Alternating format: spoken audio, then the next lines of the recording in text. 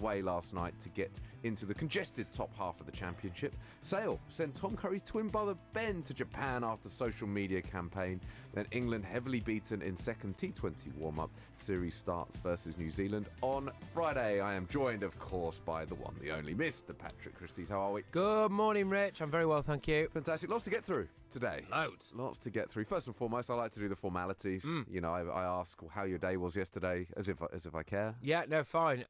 It was absolutely fine. How about you? It was absolutely fine. Good. Now we've got that out of the way. Oh, the weather, eh? Indeed. Let's crack on. What are you going to do about that? It's a nightmare. So cold. Oh, so gosh. cold. Just for the record, Rich and I have a very bizarre relationship because what we do is for like 4 hours a day, pretty much, we'll do this, and then we have no communication before or after. Even if we bump into each other in the urinals next to each other in the toilet, not a word. Yeah. Go out, wash your hands. Might hold the door open for you if you're lucky. And then we do it again tomorrow. We do. In fact, we even arrive here half an hour before the show. You'd think we might even talk about the show. Why? We don't. No. We read our papers in absolute silence. Stony silence. Yeah. And then we come in and do what we're paid to do. There you go. It's simply a job.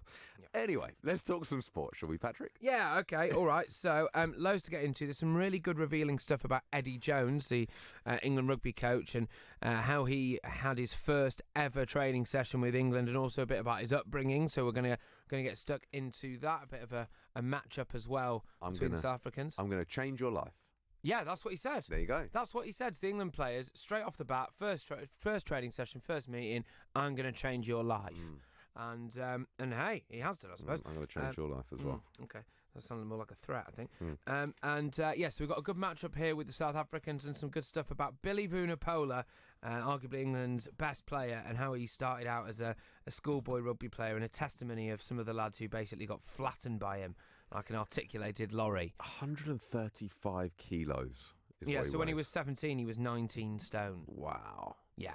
Incredible. Yeah, so there's loads to get stuck into there. Of course, the latest, Unai Emery and Arsenal, the ongoing circus that is.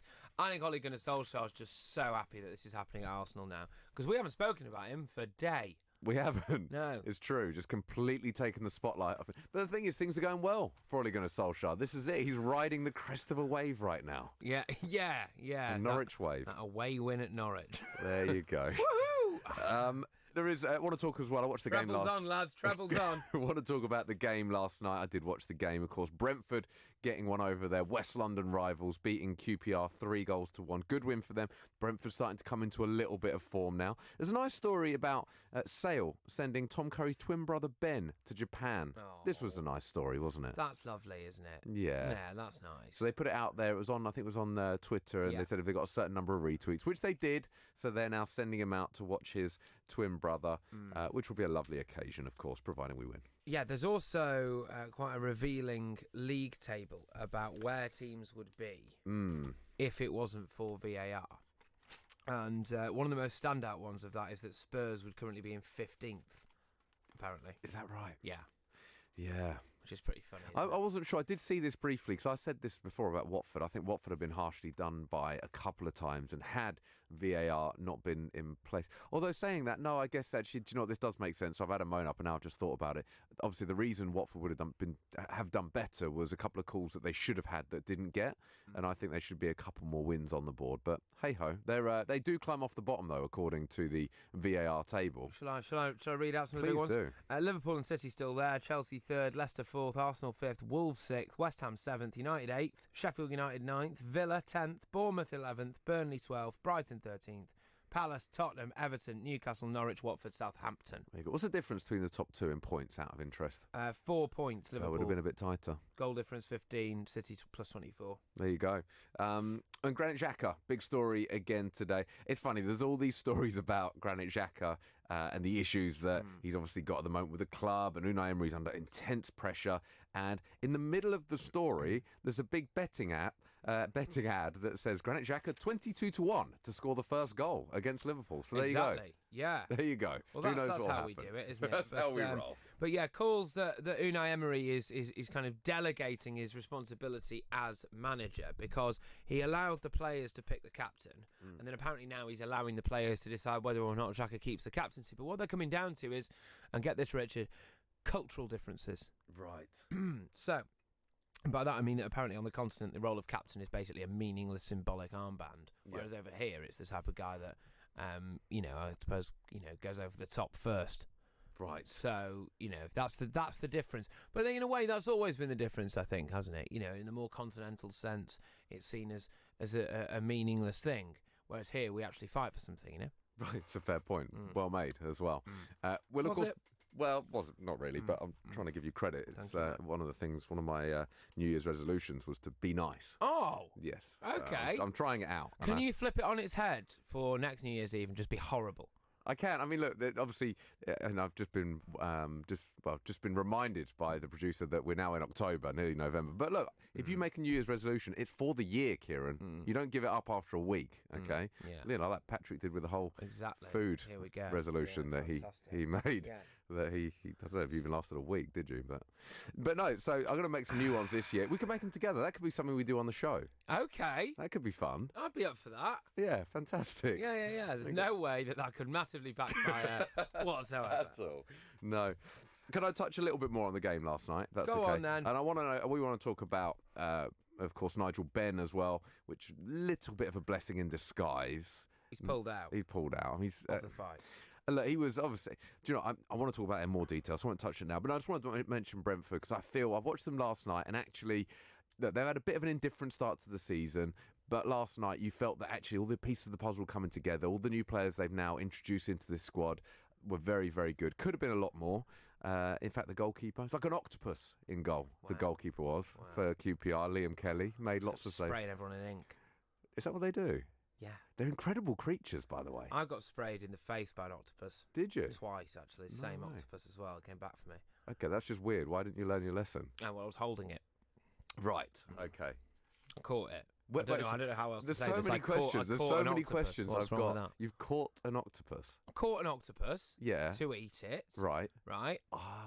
And it was and it wrapped itself around my arm, which initially I was like, oh, that's cute. Ah, face! Oh, my face! It's inky my eye. And then I went to let it go, and it wouldn't get off my arm. So I was shaking it away under the sea like this, and then obviously it didn't like that, and then it became another case of, oh, not again! Oh, somebody help me!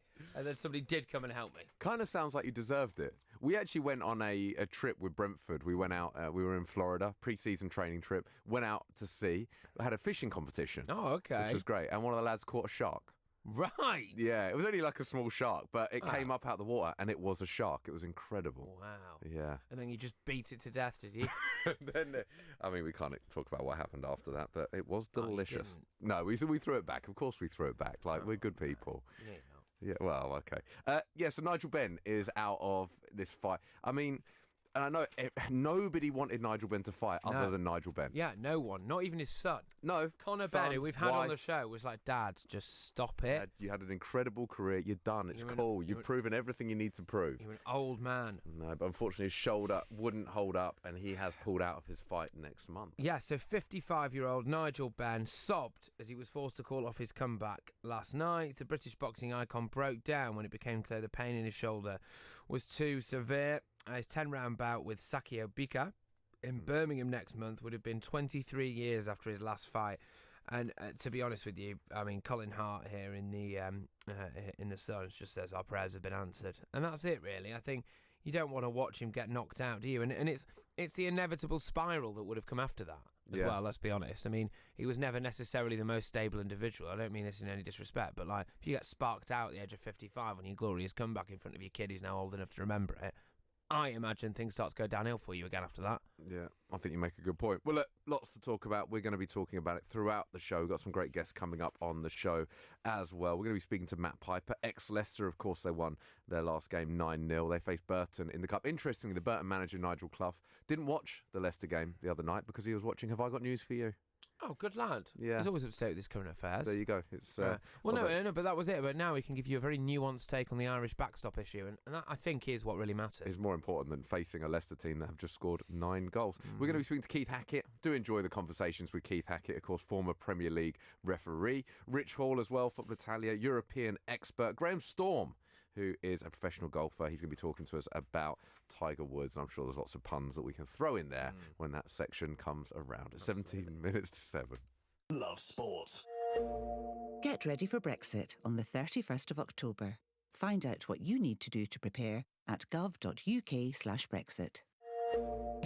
This is Lionel, another very happy person who saved themselves money at a spokesmansaid.com. Hi, I'm Lionel from Peacehaven.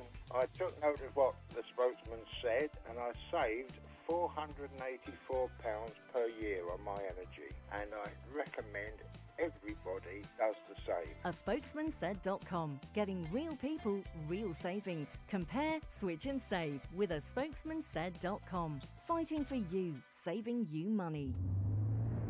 Driving too close to the car in front gives you less time to react. You may not realise that you're tailgating. Leave a 2-second gap between you and the vehicle in front. When it's wet, leave a 4-second gap. By staying back, you give yourself time to react. Stay safe. Stay back. Highways England, connecting the country. As a busy mum, you're juggling loads of things. And when your kids are ill, you just want to help them feel better. But you don't always need antibiotics to help them get better. For things like sore throats, coughs and colds, you can get advice from your local pharmacy. And you don't need an appointment. To find your nearest pharmacy, search NHS Choices. How are you? How are you really? Modern life can be busy, and sometimes it's easier to look after others before looking after yourself. But there's only one you. And making small changes to your lifestyle now could improve your chances of staying healthier longer. So take the first step to a healthier you with our free How Are You quiz. See how you score and get personalised tips and support. From how to eat a little healthier to turning a 10-minute walk into exercise. Just search One You. Love sport. Lots for breakfast. Me, Richard Lee, Patrick Christys, here with you until 10 a.m. Of course, it is that time for this. It's business. It's business time. I know what you're trying to say. You're trying to say it's time for business. It's business time. Ooh, it's Chris Bailey. That's what it is. Morning, Chris. Good morning. Good. That was a Tuesday groan, wasn't it? But yeah. one sort of filled with kind of enthusiasm. Do you know what happens throughout the week? I find this is that the energy builds. It does, doesn't it? It does. Weirdly, on Fridays we're at our best. I agree, and then we Do you go reckon that's an anticipation thing? Because, sport and whatever, predominantly, the biggest things happen at the weekend. Do you think that's something to do with that? And sort of, you've got that kind of Monday morning blues because actually the big game or something's just happened. I think it's more so to do with Patrick's lifestyle at the weekends, and I mean, you just can't keep up It does that level. literally take about 4 or 5 days for me to be able to see again. So, Well, Yeah. I just absolutely. Well, I just read about it in the Daily Mail, to be honest. But there you go. Well, this is it, Chris. Whereas you have this consistent energy throughout the week, and this, I don't know how I'm going to segue into what I want to talk about, but I'm going to try. This got nothing to do with that. Women get paid 260 grand less than men over their careers. but they have got great energy. There we Yeah. go. No, they do. Look. This is obviously a very pertinent and a topical thing. Obviously, another big media organisation is having discussions about this very issue at the moment. But the reality is that this is the headline research is there, and obviously it's I'm sure statistically correct. What I found interesting, though, looking into the story, was that it obviously reflects the fact that particularly older women, middle-aged women, but particularly older women, do have career breaks. They do move to part-time working a bit more than the average man does. What I found interesting was that for full-time workers between the ages of 18 and 39, the pay gap was negligible, and that is clearly a good thing, and quite right so, but a sign of progress. So sometimes statistics can slightly mislead, and obviously because women do take career breaks to have children, or as I say, maybe shift to part-time working, that has an influence on this stat. So it's not quite as bad as perhaps the stats show, albeit that, as I say, a big media organisation at the moment is having a sort of an internal or very much a public debate on this issue. Can I just put this out there? I reckon if I could get like as much time off for having a kid, or indeed have the kid myself, I probably would. I don't think it should be all on the women, but That's Well, you know, biology's fault. it is. I believe. I'm happy to be corrected, but I believe it is in today's world very, very flexible. You can trade it around between, you know, two different partners if you wish, and perhaps you know, your partner may want to go back to work. You may want to, you know, not rock in early doors to talk about sport and pontificate about global events, but actually stay at home and do something even more worthwhile, which is raising a child. Actually, so, weirdly, you know, if I brought the child in, there'd still be less crying than we get from our producer on a daily basis. So fair enough. And you never know. You might, in terms of training the youth and whatever else, I think it's good to be under pressure on live radio in the morning. You know, that's the sort of thing which sort of builds kind of resilience and stuff. Yeah. Fight or flight, indeed. John Lewis, Trial Sustainability Schemes in Oxford. Yeah, that's good. I mean, John Lewis, obviously progressive, trying to sort of change the world in a you know, never knowingly undersold sort of way. But what they're doing is they're saying, look, we're going to make it harder in their Oxford store to get these 5p carrier bags. They still feel they're selling too many of them. They're trying to stop people when they get there, click and collect, to get a huge amount of packaging with it, or even sort of when they have some delivery at home, to have it at times where it sort of fits more into sort of the route of the lorry in order to save petrol or diesel or whatever the lorry runs on nowadays. So, you know, lots of good initiatives here. But, of course, John Lewis, they're desperately trying to sort of find a way through the current retail malaise. And I think they realise that the sort of the eco side, it's good for the environment, but it's maybe good for sales as well, because it's the sort of thing which Middle England actually quite likes. So, obviously, John Lewis struggling a little bit in terms of their recent profitability and everything else. So I think it's sort of a quite savvy way to be kind of on message, but also kind of on trend as well. Makes a lot of sense. And the Telegraph sale could herald breakup of vast Barclays empire. Well, this is kind of interesting. But the Barclay brothers, you know, they apparently worth about £8 billion. They obviously linger down in one of the Channel Islands most of the time. They're thinking about selling off parts of their empire, including the Telegraph, aforementioned Telegraph newspaper, which actually they bought in 2004. It might actually only go for a third of what they bought for it. So that kind of tells you how the sort of the print media valuations have shifted in recent years. They own the Ritz Hotel, which they could make a bit of a fortune on. But then they own other things which are losing money, like, you know, Yodel, the delivery company, and some other sort of online assets. So, you know, a bit disappointing. You know, they're in their mid-80s. Clearly, they're looking to a different sort of future, and just a bit. I imagine they're a bit disappointed that they're, you know, having to think about losing some of these assets they've held for a while, and it might not be the greatest bit of business for them. But, you know, with an £8 billion fortune, I'm sure they'll. Yeah, they need to get rid of the Ritz as well. The Ritz is absolutely naff. I went with my girlfriend, spent £300 right on our anniversary thing, and I was served the toughest piece of lamb that I've ever had in my life, while a waiter who looked at me like I was absolute scum decided to try and convince me that that's in fact how lamb is supposed to be cooked. No, it is not. It is not. The Ritz is naff. I've just decided. So yes, it's a good time that they sold it. Were you not wearing a tie? I was wearing a tie, because you have to wear a tie to get in. You do.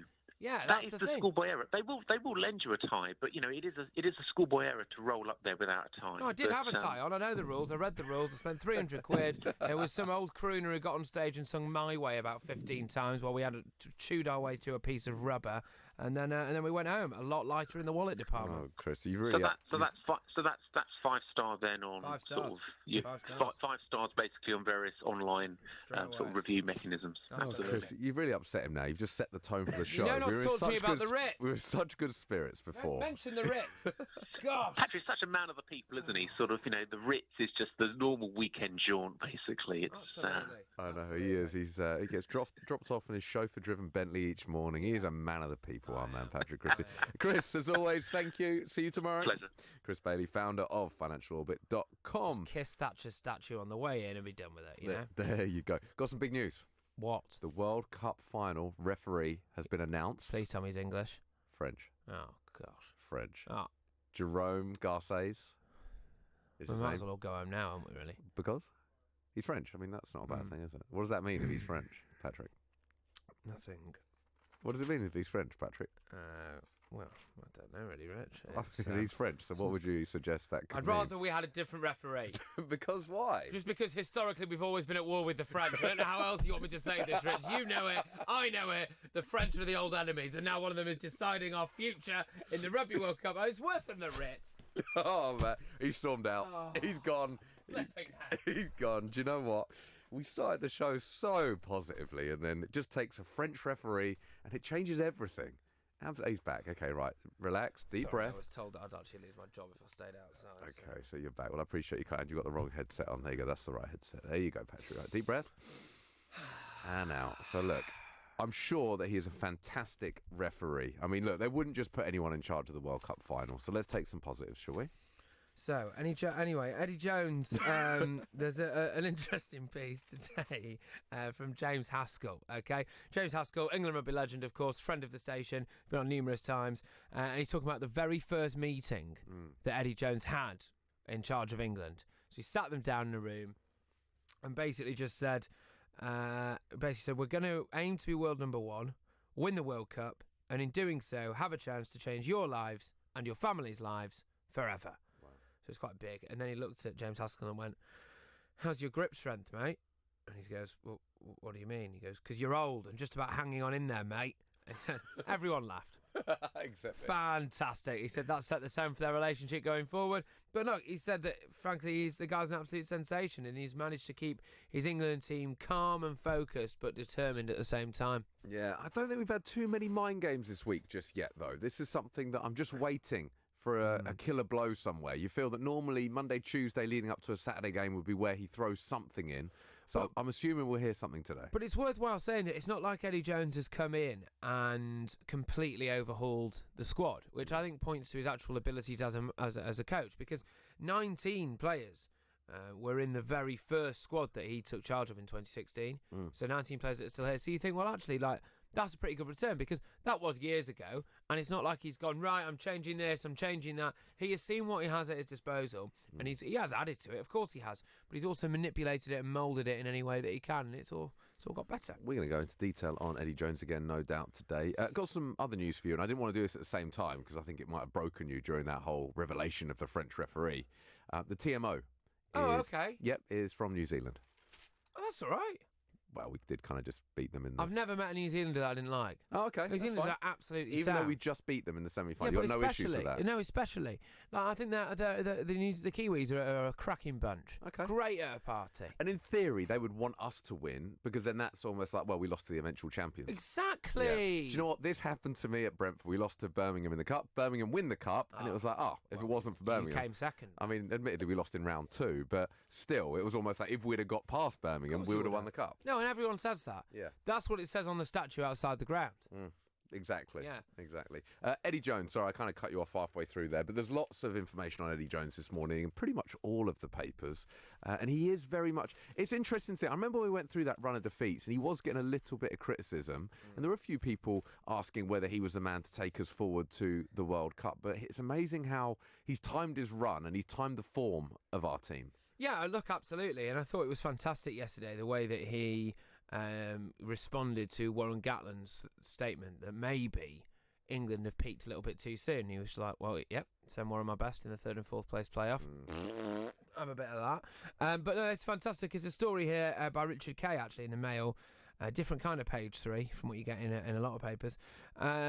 Just saying that about Eddie Jones's upbringing. So he's in quite a poor working class area. His family faced racism quite a lot, in the sense that because it was not a huge amount of time after the war and after the Vietnam War and things like that as well, when people would go out, like his parents, his mum, who was Japanese, wanted to pay someone to cut their grass, and this Australian guy who used to be in the military rocked up and was like, I'm not cutting your grass, and his mum was like, all right, then I'll just do it. Just did it. And he was like, she was kind of taught him that it didn't really matter. And he said he was 13 years old, and he was always the smallest lad on the rugby team, but his former coach here was just like it was just nuts. Like, he'd just dive head first into everything and always come out with the ball. There you go. 3 minutes to 7. This is Love Sport. As a parent, you always want to protect your kids, so make sure their vaccinations are up to date. Measles and whooping cough are on the rise and can cause severe illness, but childhood vaccinations can help prevent them. Are your child up to date? Find out more. Search online for NHS vaccinations. Full of skill, full of flair, full of desire. Fulham FC is full of fire. Oh, what a goal! Be there at Craven Cottage as Fulham continue their surge towards the top of the Sky Bet Championship. Watch the unmissable action live in SW6, home of London's original football club. Absolutely brilliant. Grab your tickets now at fulhamfc.com. You probably think you're pretty good at multitasking behind the wheel. I mean, you have to multitask to drive. So what's wrong with checking your phone? The thing is, your brain simply doesn't work. Even a quick look at a message, or firing off a quick reply, affects your concentration and makes you less able to react to hazards. If you use a mobile phone while driving, you're 4 times more likely to crash. Think. Put your phone away. Before you set off on a long journey, remember to check your vehicle. Are your tyres correctly inflated? And are the treads deep enough? Have you got enough fuel? Is your oil level right? Checking your vehicle doesn't take long, but can prevent a breakdown or accident, and save you money. So, before you set off on a long journey, check your tyres, fuel, and oil. Highways England, connecting the country. Making small changes to your lifestyle could improve your chances of staying healthier longer. Start now by taking our free How Are You quiz. Just search 1U. That's what breakfast. Me, Richard Lee, Patrick Christys here with you until 10 a.m. Big hour coming up. We've got Rich Hall, chief correspondent at Football Italia and our European expert. Of course, some interesting results in Serie A this weekend. Atalanta winning 7-1 in particular. Also, the San Siro has been saved. We'll talk to him about that. We've also got Keith Hackett on, former Premier League referee, straight-talking Keith Hackett. He'll give us his thoughts on VAR this weekend. Again, another couple of controversial calls this weekend. As always, you can get in touch. 0208 70 20 558 on WhatsApp. We're at Love Sport Radio on the socials. You can also check us out on YouTube these days. Just simply type in Love Sport Breakfast and you will find us there. 7 o'clock. On digital radio, online, mobile, and smart speaker. This is Love Sport News. From the Sky News Centre at 7. A report into the Grenfell Tower disaster says fewer people would have died if the London Fire Brigade had taken certain actions earlier. It's been criticised for serious shortcomings and systematic failures during the 2017 tragedy, which killed 72 people. Commissioner Danny Cotton has also been accused of remarkable insensitivity over evidence she gave last year. I wouldn't change anything we did on the night. I think, without exception, my firefighters, my officers and my control staff performed in a fantastic way given the incredible circumstances they were faced against. They were put into an untenable situation in a building that behaved in a way it should never have done. The brigade says it would be inappropriate to comment until the report's officially released tomorrow. Boris Johnson will try for a 4th time to call a pre-Christmas general election later. He failed to win the backing of 2/3 of MPs yesterday. 2 British men have been seriously injured in a shark attack. One of them had his foot bitten off on Australia's Great Barrier Reef. It happened as they were snorkelling in the Whitsunday Islands. There are concerns strong winds forecast for the coming days could fuel the wildfires raging across California. Former governor of the US state and Terminator star Arnold Schwarzenegger is among those who've been told to leave their homes. Officials are being blunt with those who ignore warnings to flee. Paul Koretz is from the LA City Council. If you're in the mandatory evacuation zone and you're still there watching this, you're an idiot. Get the hell out. It's way too dangerous. People that stay behind are just endangering themselves and not helping. A study suggests Brits are only getting an average of 5.5 hours of sleep each night. That's 2.5 below the NHS guidance of 8 hours rest. And Rachel Weisz is set to play Dame Elizabeth Taylor in an upcoming biopic about the star. A special relationship will focus on her journey from actress to activist. That's the latest. I'm Tanya Snuggs. This is Love Sport. At Lidl's Monster Market, we're big on spooktacular Halloweens. Big on the ghastliest pumpkins from 65p and costumes from $4.99. Spooky. Big on ghoulish treats from 49p. How nice. Now that's big on quality. And always Lidl on price. Subject to availability. Selected stores only. Excludes NI. Love Sport Radio. On digital radio, online, mobile, and smart speaker. This is Love Sport Breakfast with Richard Lee and Patrick Christys.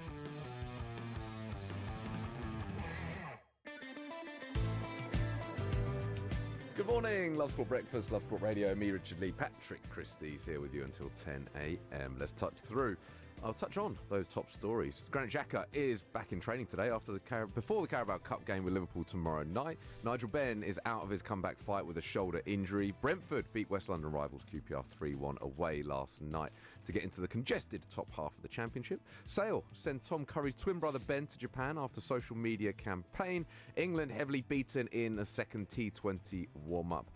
And lots more too that we're going to be touching on in this hour. We've got a big hour. We're going to be talking to Rich Hall, chief correspondent at Football Italia, our European expert, and Keith Hackett, former Premier League referee. We'll be talking to him about VAR. I'm, of course, joined here by Mr. Patrick Christys.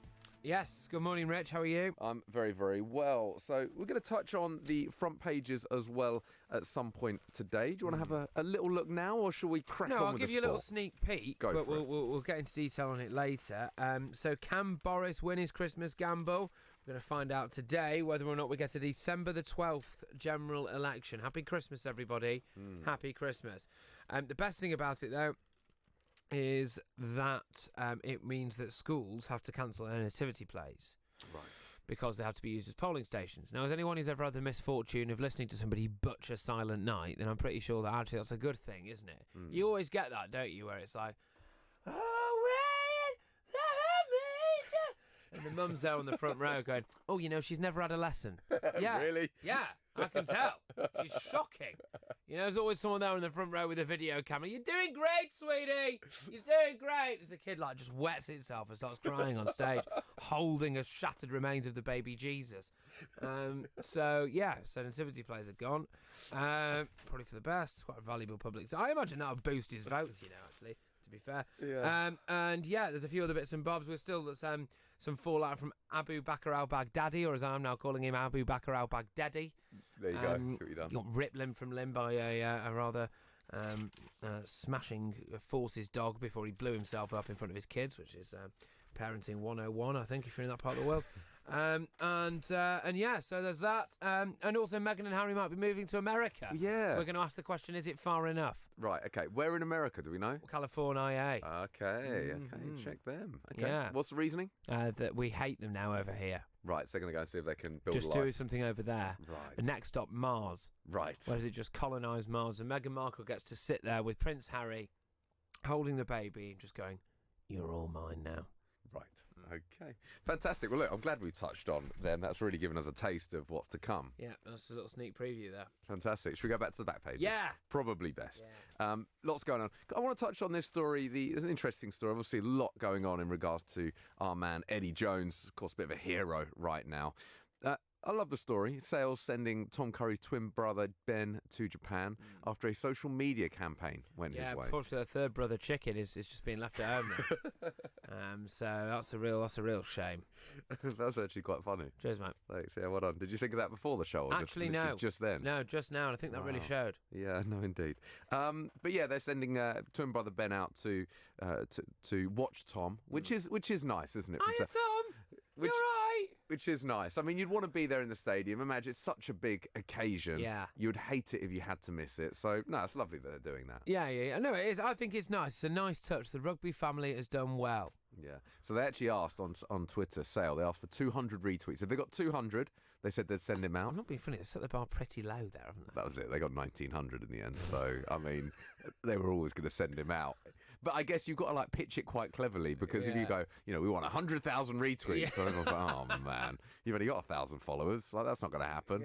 They've set the bar, I think, a reasonable mark, but they did. They surpassed it. Granit Xhaka is still a big story today. Yes.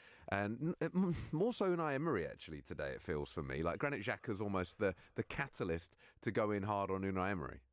I mean, it kind of is his fault, isn't it? Because he delegated duty of choosing his captain to the players, and then now he's letting the players choose whether or not Granit Xhaka keeps the captaincy. Yeah. Do you know what I want to hear? What? Unai Emery's thoughts. Okay. Should we do that? Let's do. In fact, let's get his thoughts on VAR. That is not fault. And who is the person take that? Because if the referee watched that action in the TV, you decide. I am sure he's not going to decide it was fault. So there's Unai Emery's thoughts. Play it again. Play it again. That is not fault. Play it again! That is not fault. And who is the person take that? Because if the referee watched that action in the TV, you decide. And sure is not going to decide it was fault. I mean, look, you've always got to be careful because I don't know a word in Spanish, so credit to him that he knows English. Does he? Well, that's my only question. He's been over here. Sounded like noise. He's been over here so long now. I thought it might be a little bit better. Kieran's joined us. But I'm not trying to work in Spain, Rich. That's the key issue here. I know. This is a guy that is at one of the elite clubs in England. He can't even talk to his players or the media properly. The thing is, Arsenal fans are picking up on this. Ian Stone came No on the show wonder he yesterday. keeps asking his players to make decisions for him. We had Ian Stone on the show yesterday, and he actually pointed this out as one of the problems, if I remember rightly, because, his English is really bad, and it's not getting much better. No, I would have thought it would get better. I mean, you look at when Poch first came over and he used to have to use an interpreter and all that, but now he speaks English. Yeah. Well, quite well, actually. Yeah. Certainly better than I speak Spanish. Yeah. Or indeed any language. True. But Kieran makes a good point, which is that I am not the manager of Arsenal. No. You'd wonder how long he's got left. I mean, look, he's getting a lot of pressure at the moment, a lot of stick from Arsenal fans. Do you reckon I'm not being funny, do you reckon they actually sacked him weeks ago and he just didn't understand them? And he's just hung He just around. keeps turning up. Well, there's an interesting article on him today, and they talk about the fact that he is quite aloof. Like, he's a very different type of manager to Arsene Wenger, where he will pretty much keep himself to himself. And you just wonder at this point where actually, if he's not that close to the players, which you get the impression he probably isn't if he's that type of character. So whether he's then, people always use the expression lost the players. Did he ever have them in the first place if you haven't actually got a relationship with them? So I suppose there's that at play. I suppose more worryingly is for Arsenal fans watching these games, it's, tactically, he's meant to be some tactical genius. I haven't seen that personally so far. Maybe it is those little nuances that you don't necessarily see unless you're watching the team week in, week out. And it's that understanding of a game as you watch it develop, knowing what move to make at the right time. I mean, a great example at the weekend is the fact they're 2-0 up against Crystal Palace. Now, I know this is just one game in isolation, but this sums up quite a lot of what's going on, right? You're 2-0 up. You're against a team that are inferior to you. No disrespect, Crystal Palace. You are inferior to Arsenal, especially if you're playing away at the Emirates. Arsenal need to go on and win that game 4 or 5 if they're going to be a team that's competing for the top 4, and they're just not at the moment. Yeah, well, and the stats are quite damning, actually, which is that basically Arsenal were better with Wenger. Wenger's win rate 57%, Unai Emery 52%, and obviously Wenger had 828 games compared to Emery's 48. Goals per game 1.8 under Emery, 1.9 under Wenger, so negligible really, but conceded per game 0.9 under Wenger, 1.3 under Emery. So it is just better with Wenger. That's the one, by the way. 1.3 is high for a team that are challenging for the top 4. Really, so that was always the one where you would, ideally, if you want to be a top 4, top 6 team, you're looking at a goal a game against, like maximum, really. So 0.9, that's about right, really, for a team of their stature under Wenger. That's about right. Then you've got the likes of City and Liverpool. You're talking more like 0.5, 0.6. So to be 1.3, that is a mid-table team. You're going to have to score a lot of goals if you want to finish in the top 6 if you're conceding 1.3. Do Arsenal fans have Wenger back? Ian Stone said he would. I mean, I think generally the majority absolutely not, because they need to move forward, and that would be a massive step back. Even if it's just to the end of the season. It's the same question, though. Give it Wenger to the end of the season. This is the same question where 2 weeks ago, 3 weeks ago, or even now, if I'd have said to you, would you have Sir Alex back for the rest of the season? I'd have Sir Alex back until the day he dies in the dugout, mate. Right, fine. I suppose the difference I think is Sir Alex. he owed us that. I think no, just before, because you've got this going now. I think Sir Alex Ferguson owed us the right to drain every single last drop of his life out of him in that Manchester United dugout. Right. It's a slight, and do you know what? I made the point, but it's slightly different given that Wenger, it had tailed off. Ferguson, it hadn't necessarily tailed off when he quit. However, if Ferguson were to go back in at Man United, it is a backward step. Well, it is, isn't it? Because it's kind of like that time's past, and it was fantastic. It was incredible. It doesn't get any better than that. No, because the argument to that is if you had somebody who was 30 years younger but was exactly the same as Sir Alex Ferguson now, and you put him in, then that wouldn't be deemed a backward step. No, that'd be fantastic. Exactly. But this is my point, whereas the only way it could be a backward step is if maybe like Wenger's philosophy is outdated or this, that and the other. But with Fergie, it wouldn't be. So I'd have him back. No, because he can adapt and mould, and he showed that over the years. Do you know what? No, I'll tell you what I liken it to. There you go, Nigel Benn. Yes.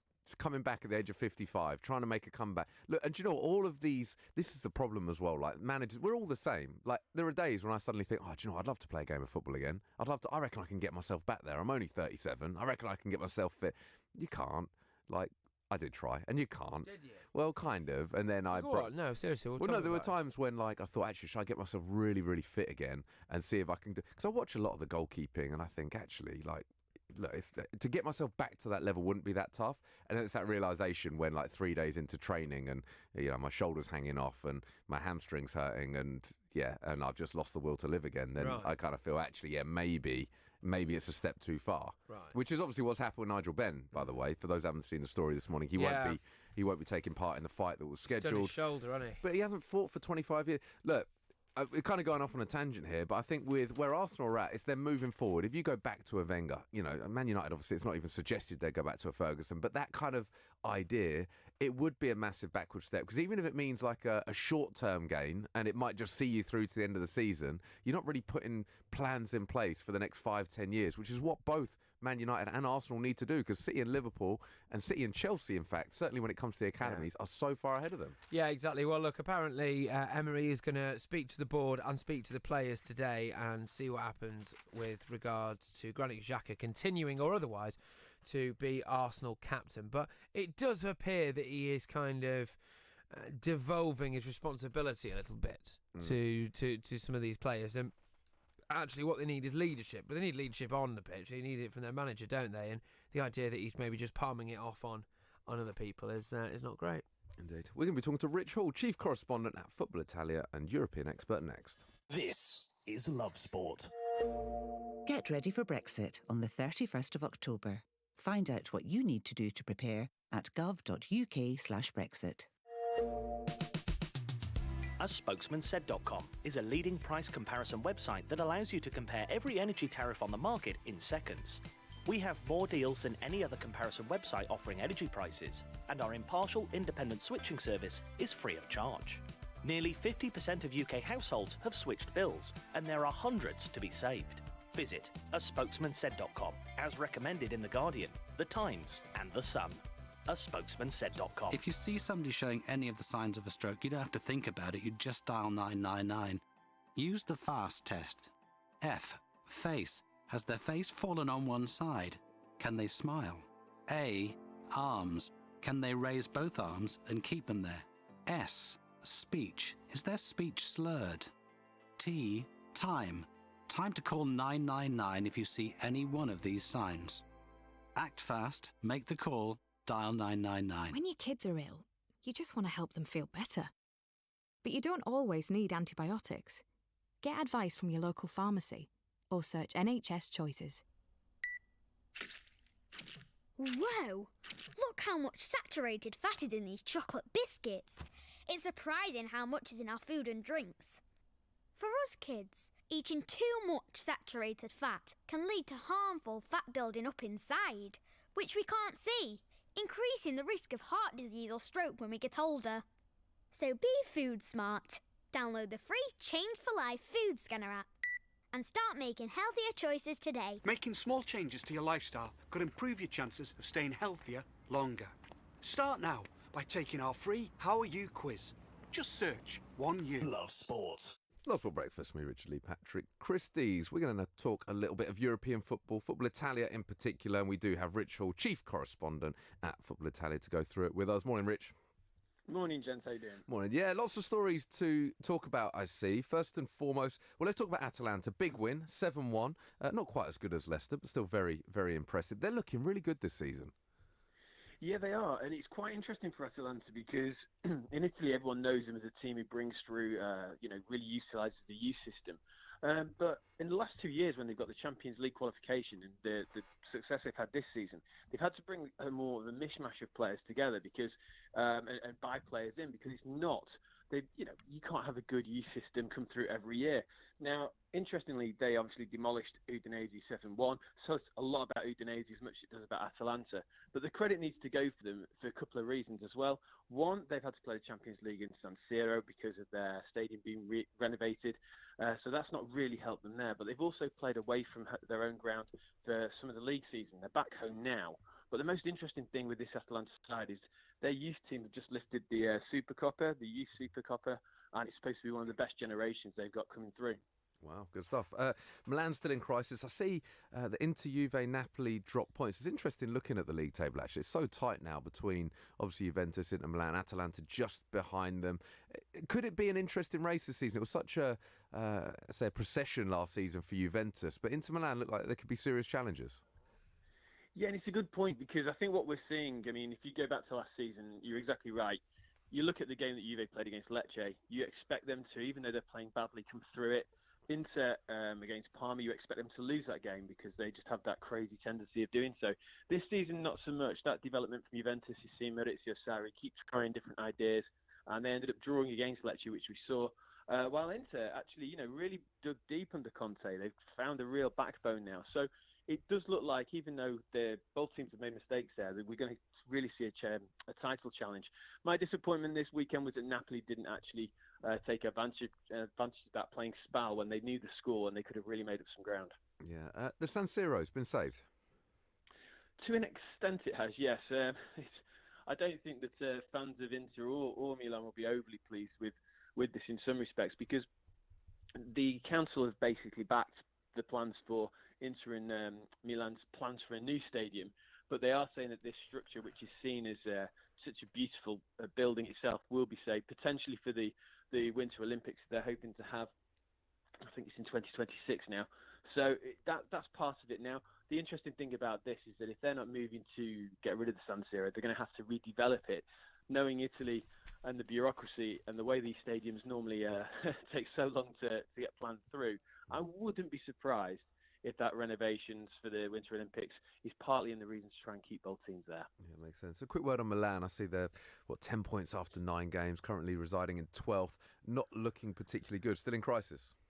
Yeah, pretty much. I mean, what do you do about Milan? It's, Stefano Pioli, the coach they brought in to replace Gianpaolo, he's not a coach who's really going to take the project on that they wanted. They wanted a coach who could really lead these young players and get them playing to their full potential, really give them a new identity in a sense. Gianpaolo didn't look like he was getting anywhere near that when he was in charge. They've gone for a safe pair of hands, they thought. But Pioli, we saw against Roma with no midfield at all, that they fell apart again. So I think it's going to be a long, long road for Milan. I want to touch on a couple of transfer rumours as well. Mandzukic, has it all gone a little bit quiet with him at the moment, or do you think things are going on behind the scenes? It very well could be as January looms over. I mean, it's not been 100% certain of who Maurizio Sarri wants to use. We're seeing Paulo Dybala come back into the frame with some really good performances recently. So Mandzukic has always been the one that looks like they could let him go. It has gone quiet, talking about it from a media point of view, but that doesn't mean that something couldn't still happen in January. And Jack Rodwell, this was an interesting one. I saw this. I mean, what's going on here? Has that happened yet? The possible Roma move. I mean, everyone's eyebrows were raised here when we heard this. Is this likely to happen? No, I don't think it is now. Not from reports from Italy this morning, because Roma have had quite the injury crisis in midfield, which means that Jordan Vertuz is their only fit and recognised midfielder. So they were looking around to see if there's any options of anyone they could bring in free until January. Jack Rodwell was one of those that was mentioned, and an ex-Empoli player called Marcel Buchel, and they thought if they could get them in and they could impress the coach enough, it would at least see them through to January. It doesn't look like, the reports are here that Rodwell won't be taken on by Roma, despite trying, doing reasonably well in the trials. And there's also saying that Buchel also may not be signing either. So that Roma's in midfield crisis continues. But yeah, Jack Rodwell was an odd one. It did seem to come out of absolutely nowhere. Yeah, and Zlatan, is there some links with Zlatan heading back to Serie A? Zlatan certainly fuels those links, doesn't he? This is a guy who's been successful with Juve, with Milan and Inter, and he's flirting with all of them, particularly Inter at the moment. But funnily enough, the main part of the Gazzetta this morning and in the Corriere dello Sport both saying that he's actually looking like potentially he could go to Flamengo in Brazil. They always seem to get linked with all the main, they were linked with Balotelli at this time, the beginning of the season as well. So it's quite an interesting one to come out there. But I think there's quite a few teams who would still take him. Another interesting one who's linked with was Bologna. because Mihailovic is supposed to be friends with Zlatan Ibrahimovic.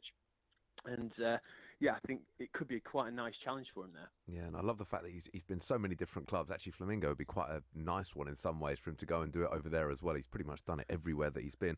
Lastly, Matic and Giroud linked with Inter in January. Yeah, these rumours have been quite consistent, especially Nemanja Matic. Conte still thinks that his midfield needs more, just someone a bit more of an anchor midfielder, because I think quite surprisingly and in a nice way for him, he's found that when he's both Brozovic, Stefano Sensi and Nicola Barella all playing in that sort of forward midfield role, they've actually really excelled, and he's just missing an anchor. So Matic looks potentially like someone who can come in there. And Olivier Giroud, he's got his eye on because he wants a different option up front. It's been mentioned a few times now. And also, obviously, he's been he's not playing for Chelsea at all at the moment. And Inter have been a bit weak up front because the injury to Alexis Sanchez just leaves Lautaro Martinez, Romelu Lukaku, and Esposito, a very young one of Inter's youth system, who realistically needs time to bed in. So Giroud would look a very sensible choice there. Yeah, indeed. Great stuff, Rich. As always, appreciate you joining us. Cheers, guys. Great stuff. Rich Hall there, Chief Correspondent of Football Italia and European expert. We're going to be talking to producer Kieran shortly. I think he's got a few interesting stories for us that we might have missed in the last few hours or so. Mr. Kieran Wellington, welcome. Good morning, everyone. Are we all well? We are embarrassingly well. Good. I want to talk about Cristiano Ronaldo because he's a pretty good guy, it seems to me. Go on. What's he done now? So the Portuguese under-17 women's side have reached the elite round of Euro 2020 qualification. And he sent the entire team a pair of boots each. And he said, I hope they help you reach your dream. Wow. And it's just lovely to see that obviously, these are young female footballers obviously trying to achieve something, and Cristiano Ronaldo's helping them out. That's good. I mean, actually, what happened was he sent them all 2 left boots as a comment on how he felt their ability to. But that's going underreported. Right? Yeah. No, let's not take away from the good work and the goodwill of Cristiano Ronaldo, because he's one of my heroes. Yeah, he left a message. He said, "When I was a child, I had a simple but very crazy dream. No, it wasn't the type of dream that you have when you are sleeping. This was one of those dreams that you want so much that it keeps you awake at night." That's a Rich Lee phrase. That. Wow. That's big. I wanted to become the best footballer in the world. Yeah. I dedicated my life to my dream, in the gym, on the training pitch, doing everything necessary to make it possible. It's so important to have a dream. It's even more important to work hard to reach it. Yeah. I realised my dream, and I hope you can realise yours too. Pursue them without hesitation. If I did it, you can do it too. Congratulations on qualifying for the elite round. Stay focused and keep your eyes on the next victory. Good luck and enjoy these boots. Cristiano Ronaldo. That's just, what a guy. It's brought a tear to my eye, that. Genuinely. Do you know what? Have you read Buffon's message to his younger self? No. Oh, read that. Okay. Tell you what, you're not going to have, it's a good read. We're talking a good 10, 15 minutes. Well, it took me 10, 15 minutes, might take you 2 or 3 minutes, but it was like, deep, really deep. Okay. He's quite a deep guy, isn't he, Buffon? You tend to find that goalkeepers in general are very, very intelligent individuals, Patrick. Yeah. Pirlo as well as another one. Pirlo and Buffon. I could just imagine, just chatting away to them, probably on a vineyard somewhere. Glass of white, nice glass of Pinot Noir. Yeah. Just talking Swilling about it round. Yeah. Absolutely. Well, going from the best player in the world to the second best player in the world. Yep. James Milner. Of course. He has revealed a sleep-talking app is the latest craze in the Liverpool dressing room. Go on. The Reds midfielder says the results have uncovered some bizarre bedtime behaviour, particularly in the case of teammate Andy Robertson. So Milner said he started using this app years ago. Yeah. He doesn't use it every day, but he basically shared it with Andy Robertson. They've had a laugh about it because, Andy Robertson admitted that he talks in his sleep. So they used it, and they found James Milner was doing most of the talking, but in Spanish. Wow. What a guy. Andy Robertson, do you want to guess what he does? Go on. Sleep talking? He was making farm noises. Brilliant. I sleep talk really bad. Do you? Yeah, I sleepwalk as well. No. Yeah. Really? Go on, talk me through it. Well, no, a few stories. Like a few times when I've gone out the back door when I was at my parents and stuff when I was a kid. There was one in particular, and I'd just watched a very, very scary film. You might have heard of it, Jurassic Park. Oh, yeah. So, absolutely, so frightened after that film. So that night, went to sleep. Turns out that all I remember is waking up on the landing and my dad like looking at me in a really confused fashion. Turns out I was running up and down the landing shouting, "The dinosaurs are chasing me!" No. Yeah, Wow. That really impacted me. I that had a film. similar. I'd only lived with my girlfriend for about 3 days. Yeah. And I've never done this before or since. And I woke up in the night. Well, I didn't wake up in the night. That's the point. I got out of bed. Yeah. And anyway, well, then my alarm went off in the morning, right? Whatever. And then she basically like nudged me and was like, "Look, you need to go and clean that up." And I was like, "What?" And I'd got up in the night and weed in the corner of our bedroom. No, you hadn't. Yep. 3 days she'd lived with me, and I had just used the corner of our bedroom as a toilet. You got off on the such a good footing. Oh, yeah. It was fun. Actually, I do remember the amount of times that I would, because you kind of come to, and at the time it all makes sense when you're talking in your sleep, but then the amount of times that because my dad's a really light sleeper, so the amount of times, I'm only 14, 15, and he would be at the door looking at me, and it's that moment where I know I'm an idiot, and I know I've been talking absolute nonsense, but he would always joke, because I'd always say the same thing, "Oh, Dad, you don't understand, go away." And it would just be that kind of moment where I've had the realisation that I've said something a bit silly in my sleep. Yeah. A little bit awkward. I do it as well. I just say other girls' names over and over again. That really winds her up. I'm awake then. You're completely conscious. Yeah. Well, look, tell us your sleepwalking stories. 0208 70 20 Stephanie! 558 29 minutes past 7. Love sport. Full of skill. Full of flair. Full of desire. Fulham FC is full of fire. Oh, what a goal! Be there at Craven Cottage as Fulham continue their surge towards the top of the Sky Bet Championship. Watch the unmissable action live in SW6, home of London's original football club. Absolutely brilliant. Grab your tickets now at fulhamfc.com. Think the energy price cap will save you money? Think again. You could be saving a lot more on cheaper energy tariffs. Price comparison site A Spokesman Said will show you just how much money you could be saving against your current tariff. Don't throw away your hard-earned money to the energy companies. Check out aspokesmansaid.com and you could switch to cheaper bills in minutes.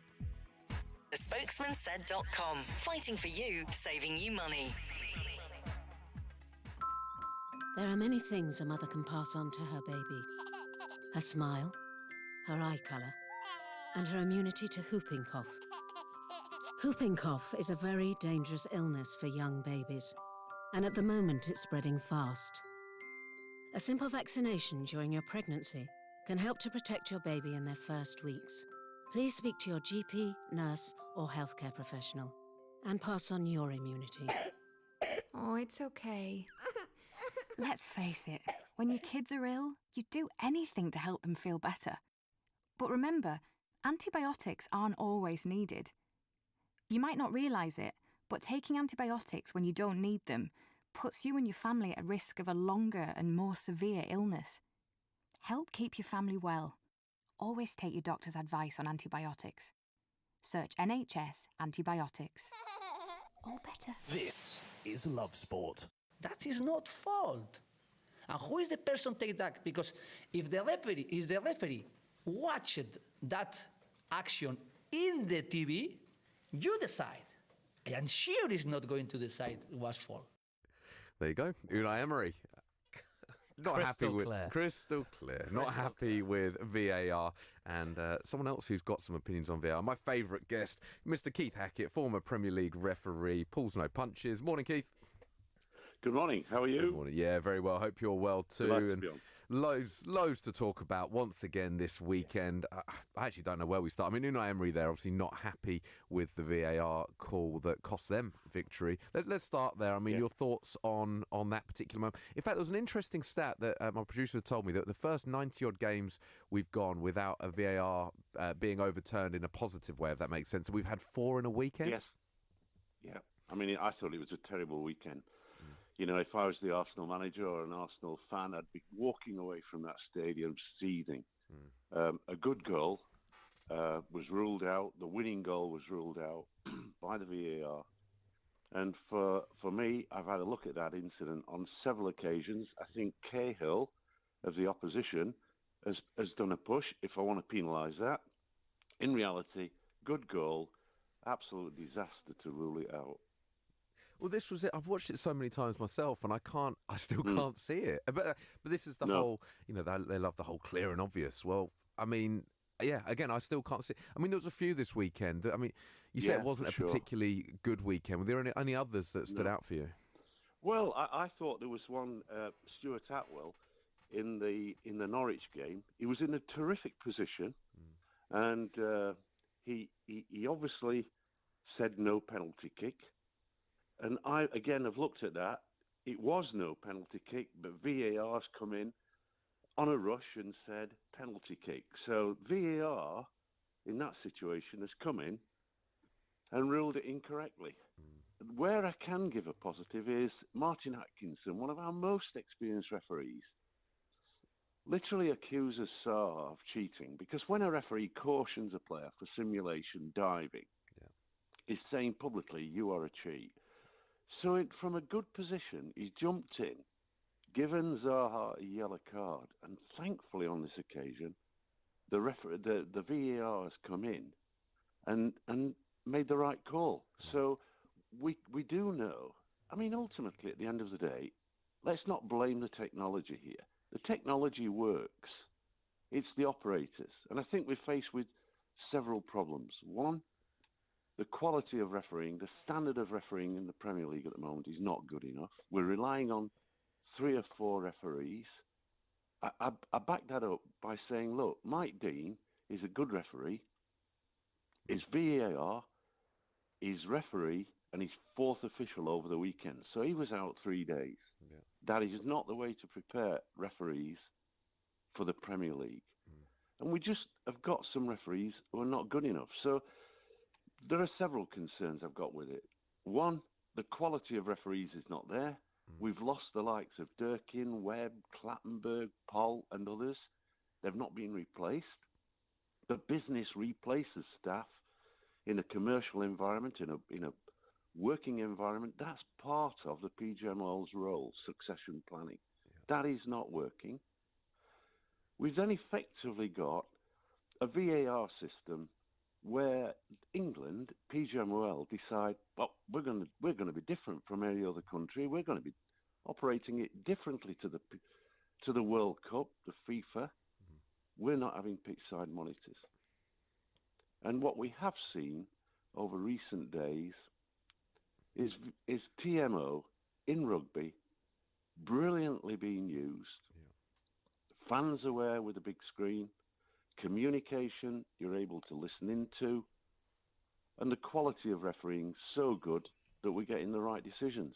And I can't understand why the PGMOL cannot see that, learn from it, and operate in the same way. Well, interestingly, we had a rugby guest on yesterday and said exactly that. Said, do you know what? VAR reminds them of where TMO was 10 years ago. And they said that the amount of improvements that have now, and you're right, certainly watching the England-New Zealand game, and we obviously had a couple of tries disallowed, but we knew exactly why, Yes. and it was explained by the referee on the screen, and at the end of it, everyone's like, oh, okay, do you know what, it's harsh, but we understand actually it's fair, it's the right call. They've said now clear and obvious is subjective. Also, I believe that the Premier League chiefs, to meet the referees on Thursday, what do you think they'll be discussing? Well, I'll tell you. They'll sit round a table, and Mike Riley will come up with a big screen, and he'll say this percentage, that percentage, and he'll try to filibuster them with absolute technical stats and come out saying we're doing well. You know, what we've got to remember here is that last year they operated at 82% efficiency on the big calls. The big calls are the ones that we're talking about with regard to VAR. That is 1 in 5, approximately, wrong. So what I would like to see, and I think where the Premier League people are across the table shouldn't be, if you like, smokescreen. I think what they should be told is have the percentages improved, and when they get onto that debate, they should talk about why was an offside goal allowed Manchester City when Silva played it. It was clearly offside. We've got a VAR with a screen. Why? And then look at all the errors that have been made. And we're talking about the season today where decisions and the VAR could have come in and secured the right decision. But the way we're operating it is unlike the way it's operated in Europe. And in fairness, I'm coming to the conclusion, one, they don't know what they're doing, and two, some of the referees need to pack a bag and be shipped out of the organisation. I'm as strong as that because they're not good enough. Yeah, no. Well, you mentioned that. Why aren't the pitch side, or why are the pitch side monitors not being used? Because, I mean, it almost seems like the solution is quite obvious. There's certain things that have been positive. You just touched on one or two there, where actually there's certain things that you can see that most agree that this makes sense. But then also most agree that so far it's so hit and miss, and it's so frustrating when you're sat. I mean, the one the other day, I think it was Man City. I think we're talking 2, 3, 4 minutes again, where you're sat around waiting, and you can see Guardiola sat there in the stands, just infuriated. It seems like the solution is pretty obvious, yet it doesn't seem like the strides are being made quick enough. Absolutely. I mean, look, you learn by experience. I mean, I watched a rugby many years ago, listened in to the TMO and the referee, and listened into what the referee was saying. And I went back to the office straight away and said to Richard Scudamore, I want communication kits, the exact same communication kit that was used in rugby. Massive success came in. Goal line technology, we don't talk about it anymore. We agree with it. So I think it's about how it's used, how it's applied. And, you know, we've got relationships here between referees. They're refereeing one day, they're VAR the next. And I think, you know, the relationship is not quite right between referees. So for me, you know, let's have former referees, and I don't want the job, but let's look at former referees that, you know, let's bring Paul Durkin back. Let's bring Paul back and Halsey and these referees who are good referees, competent referees, and put them in the VAR role. But I'm told recently forced retirement of Lee Probert as an example, sadly through injury. I spoke to him and said, look, why aren't you a VAR? And he goes, well, I can't pass my fitness test. He sat in front of a screen. Yeah, it's ridiculous, isn't it? So 26 decisions changed by VAR officials over the first 100 Premier League games, and as I'm sure Rich already said to you about the current standing in the Premier League table. Spurs, for example, would actually be 15th if it wasn't for VAR. I mean, do you actually think that at the end of the season, instead of maybe the discussion being on the bottom three have gone down, you know, and the right teams have won, there may well be a discussion from some of the relegated clubs about the fact that they feel that technology has sent them down? Yeah, I think absolutely. I mean, look, at the moment it is. I mean, we're seeing, if you like, games coming out with the wrong result. We'll always get referee making errors. Look, that's the case, but because they're human. But in reality, we've got a high number of refereeing errors that could be avoided. The referee's got to make the decision on the pitch. He's got to stay with him, and he lives with it.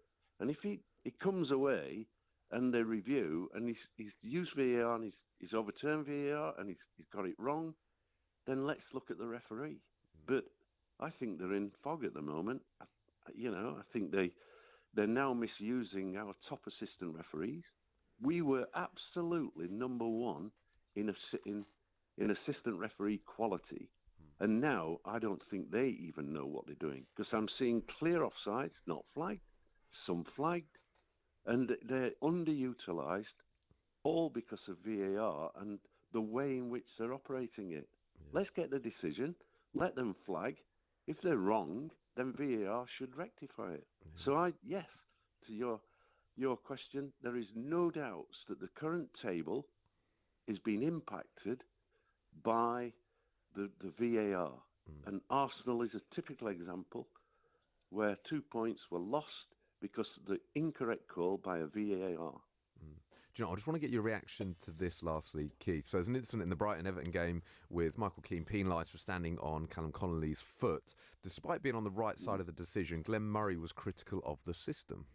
It seems to become a little bit farcical. I mean, even when I think Everton scored their second goal, we waited a minute or two before we could kick off again, when the decision was being made.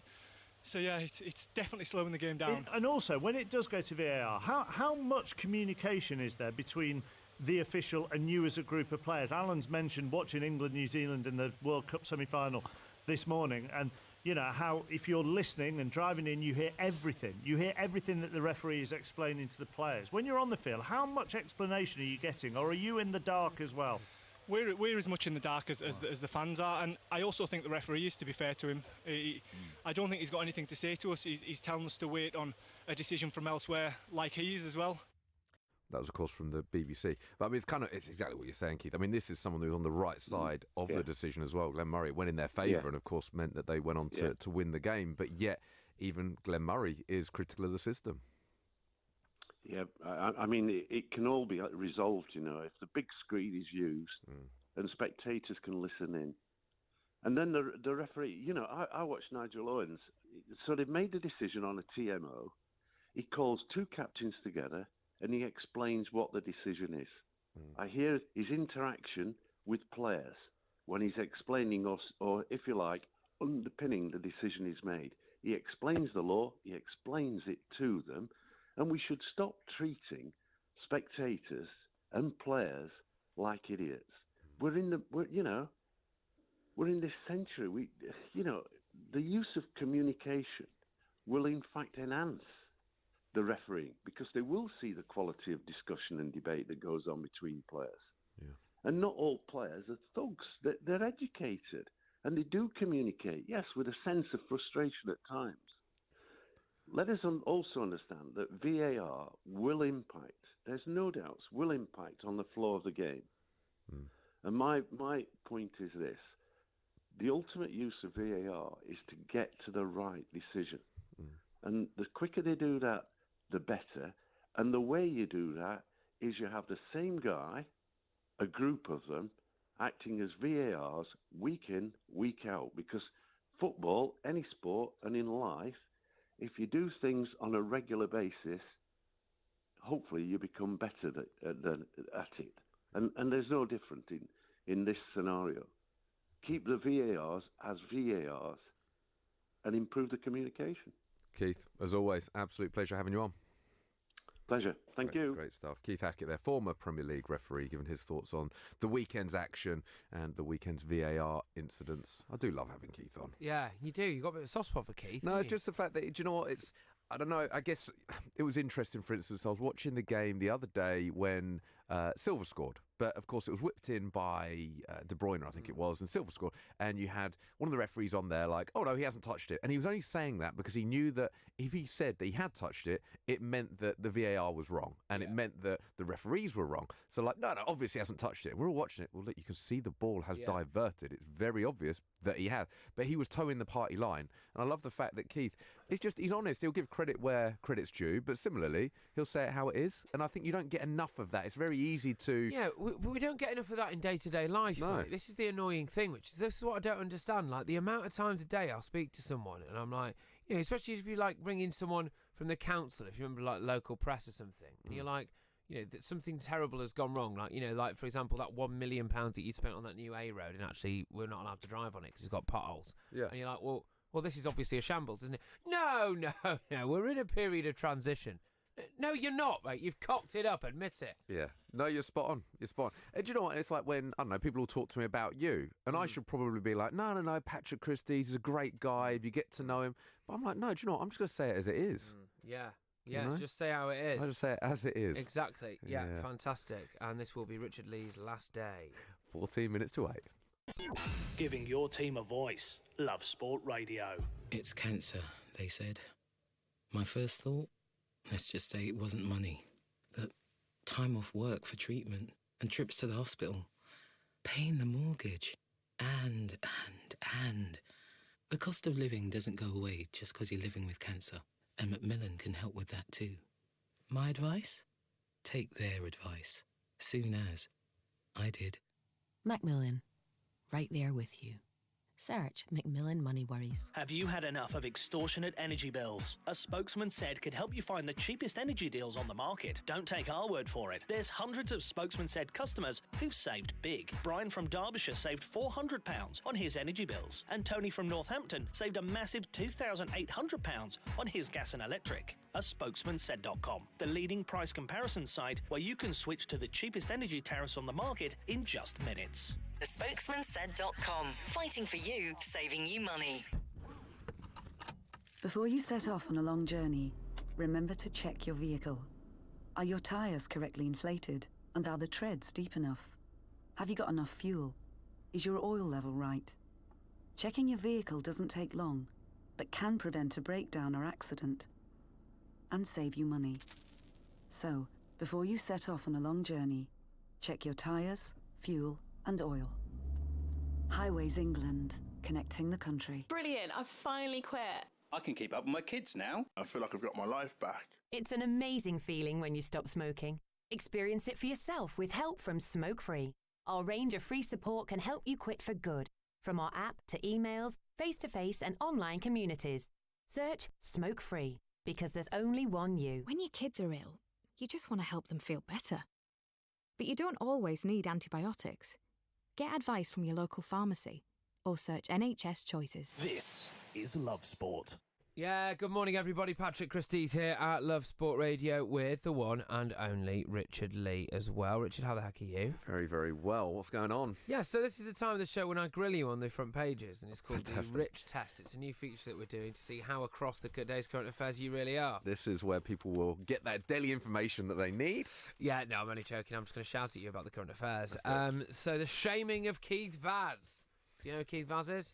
1-0 Patrick. Right, Keith Vaz is a Labour MP, right? Affectionately known as Vaseline. And Vaz, because nothing sticks. Right, okay. Apart from in this case, it might have done. Go on. So Keith Vaz was outed by the Daily Mirror for paying for sex from rent boys and offering to buy them drugs while posing as an industrial washing machine salesman. Right. So it's got it all, really. It's quite a story. I used to just call that Wednesday. But this guy, whatever. Accusations or truth? No, it was well, it's on film.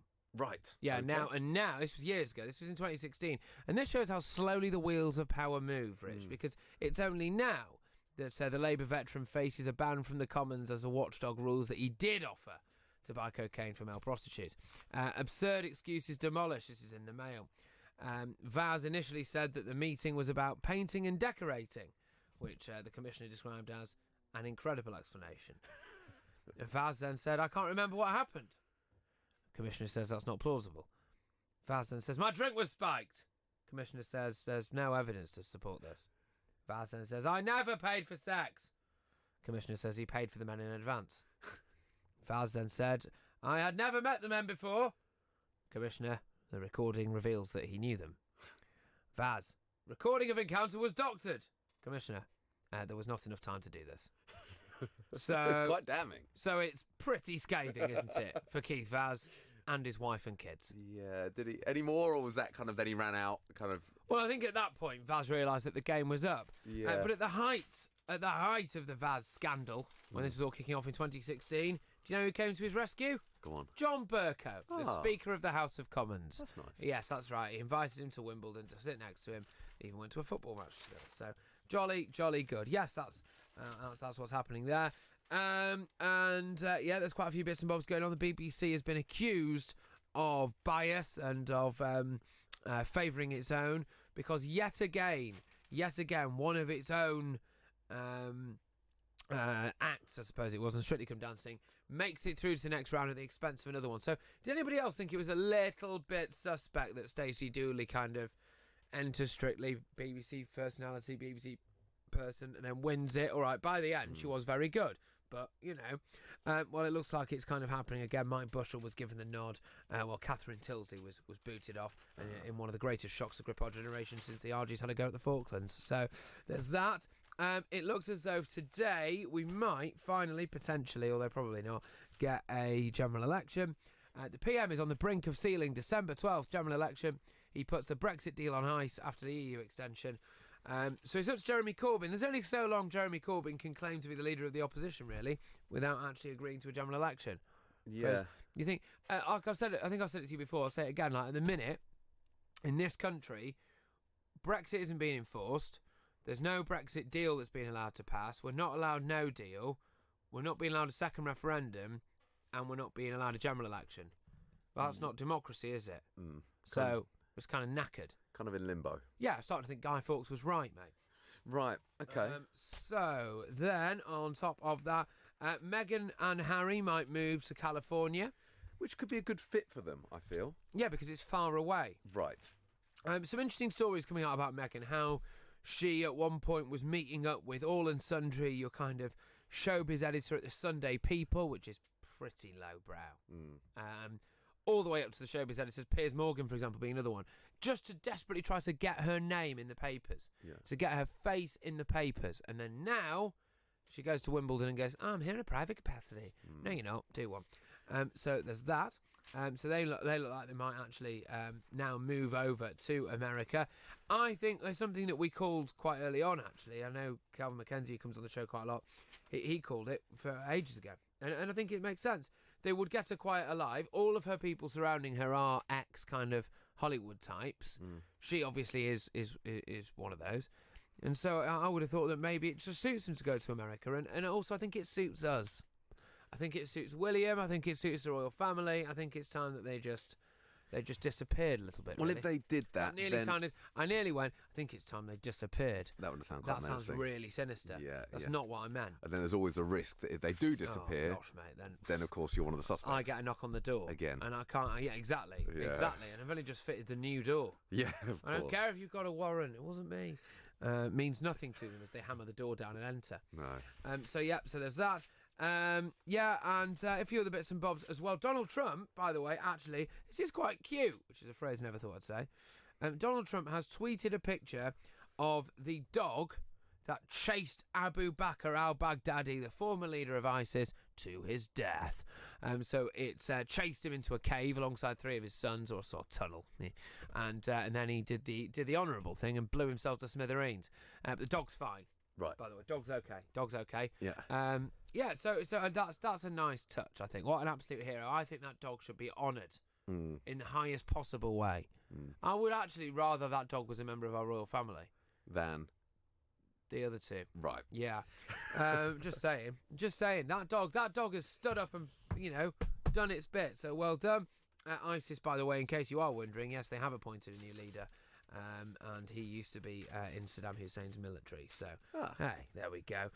So, yeah, quite a few bits and bobs going on there in the news. That's most of the stuff at the front of the book. And I think I've read it in a way that you'll definitely never hear on the 10 o'clock news, Rich. Fantastic. Great stuff. There you go, your daily roundup. Patrick Christys Britain. Yes. Indeed. What a dark and bleak place that is. Indeed. And Kieran Wellington has pulled the mic down, which means that he has a comment. I do, yes, and it is on Southampton because we do have some Carabao Cup fixtures tonight. Obviously, Wednesday is the big day with Arsenal, Man United, Chelsea and Liverpool all in action against each other, which should be exciting. But Southampton are in dire straits, obviously. Yeah. You don't win 9-0 and say, yeah, we're fine, we're good. And apparently, Ralph Hasenhüttl's assistant... Thank you, Patrick. I'm not going to say his surname again. I was just about to repeat myself. Just say Ralph. Yeah, Ralph's. Wreck-It Ralph, go on. His assistant manager, Danny Roll, left for Bayern Munich in the summer, and apparently he was the key to Southampton's initial success under the manager, and now they're basically struggling to adapt without him. So apparently he orchestrated the majority of the training session and devised game plans. Now, did you have this where obviously the manager is front and centre and does all the press conferences and takes all the credit and all the flack, but the assistants have a big part to play too? Yeah, they do. Yeah, a huge part to play. I mean, Is this a shameless plug for us to get us to tell you how important we think you are, Kieran? Is this what he's doing? This is what's happening. Ah, you see, I didn't read through behind every good double act. Yeah, of man behind the or a woman behind the scenes. Do you know what? This is what we were talking about earlier about agendas, and I missed that completely. But you're right, very, very clever, Kieran. Look, we appreciate what you do. We're actually agenda neutral on this show now, Kieran. So if you wouldn't mind, okay. Right, so I kind of feel like we're so close to the news, I can't actually make a worthwhile point here. Should we put I love a little business term. Let's put a pin in this, Kieran. Wonderful. Let's. I think we're singing from the same hymn sheet. We'll come back to this though, and we will discuss touch it. base another we'll touch time, base mate. another time. We'll discuss this in depth. 3 minutes to 8. This is Love Sport. It's cancer, they said. My first thought, let's just say it wasn't money, but time off work for treatment and trips to the hospital, paying the rent, and the cost of living doesn't go away just because you're living with cancer, and Macmillan can help with that too. My advice? Take their advice, soon as I did. Macmillan, right there with you. Call 0808 808 0000 now. Hi, my name's Kurt Edwards. I work in advertising and live in Surrey. Last year, the family content insurance was £745. A friend of mine had recommended a spokesmansaid.com when it came for this year's renewal. I managed to get it for £403. So for those 10 minutes on that website, I saved over £340. Told my family, my friends, you'd be absolutely mad not to give it a go. Thespokesmansaid.com. Fighting for you, saving you money. If you fall asleep at the wheel, you'll put your life in danger, and the lives of others as well. Before you feel tired, pull off the road into a services or other safe area. Drink some strong coffee, and take a quick nap while the caffeine kicks in. If you're having a nap, you've left your lights on, sir. Right, cheers. Think. Don't drive tired. Exercise. It doesn't have to mean Lycra or a fancy gym membership. All you need is 10 minutes and you. Because a regular 10-minute brisk walk is a great way to get more active. Whether that's walking to the shops or getting off the bus to stop early. Picking up the pace and getting your heart pumping can make a real difference to your health. So, to see how much brisk walking you're doing and how you can fit more into your day, download the free Active 10 app, because there's only one you. Love for breakfast. Me, Richard Lee, Patrick Christys. Got a big hour coming up. Matt Piper, ex-Leicester.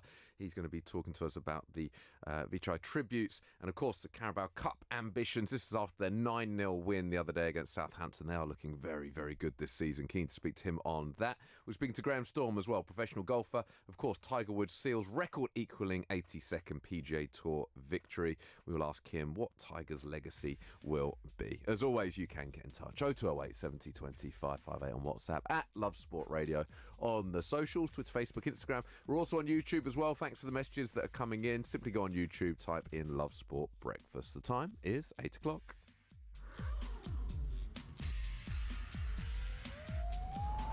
On digital radio, online, mobile, and smart speaker. This is Love Sport News. From the Sky News Centre at 8. The official report into the Grenfell Tower fire 2 years ago has condemned the London Fire Brigade for its response. It said fewer of the 72 people killed would have died if key decisions had been made earlier. The document also criticises the stay put strategy, where residents were told to stay in their flats. Our reporter Helen Ann Smith has been reading the report. It describes the fire brigade's preparation and planning for a fire on the scale of Grenfell as gravely inadequate. A London Fire Brigade spokesman said the inquiry's findings are not being published until Wednesday morning, and it would be inappropriate for us to comment on them until then. Boris Johnson has launched a fourth bid for a pre-Christmas general election after his third attempt was defeated in the Commons last night. He's introducing a bill which will only need a simple majority of MPs to support going to the polls in December. A British man's had his foot bitten off and another is seriously injured following a shark attack in Australia. They were snorkelling in the popular Whitsunday Islands at the time. Tracy Eastwick is from Queensland's ambulance service. One of the male patients was attacked first, and the shark is believed to return and come back and attack the second patient.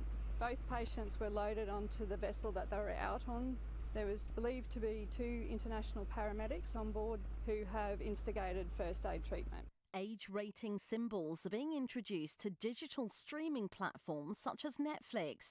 The British Board of Film Classification says it will make it easier for young people to know exactly what they're watching.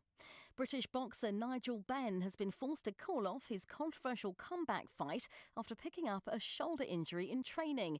The 55-year-old had been due to face Sakio Beaker in a one-off contest in Birmingham next month.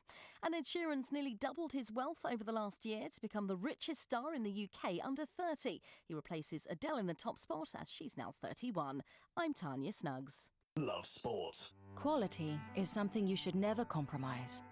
A beautiful music score, printed centuries ago, works just as perfectly today, like the quality that flows from your HP printer, working in perfect harmony with the right ink. You don't want to spoil that with any impurities. Right now at Currys PC World, you can save 15% on the genuine article when you buy 2 of the same selected HP inks together. Don't compromise on quality. Use original HP ink at Currys PC World. Love Sport Radio. On digital radio, online, mobile and smart speaker. This is Love Sport Breakfast with Richard Lee and Patrick Christys.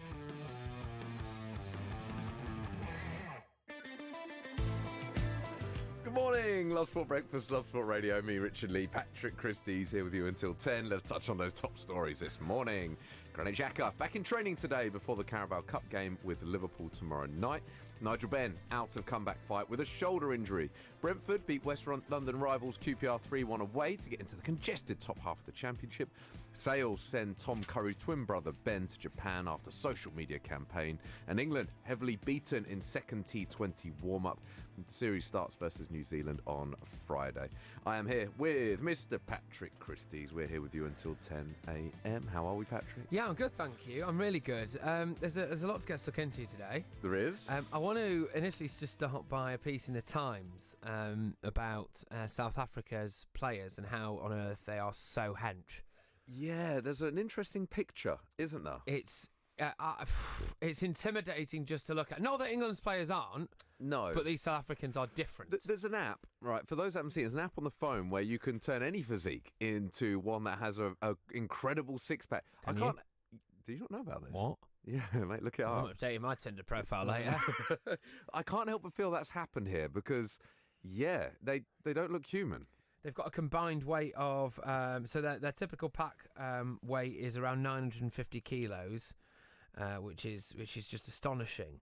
And it's just here like a bit of a breakdown about how they do it. And I like the way the Times have managed to drag this piece out for a long time. The culmination of it is they literally just do loads of weights.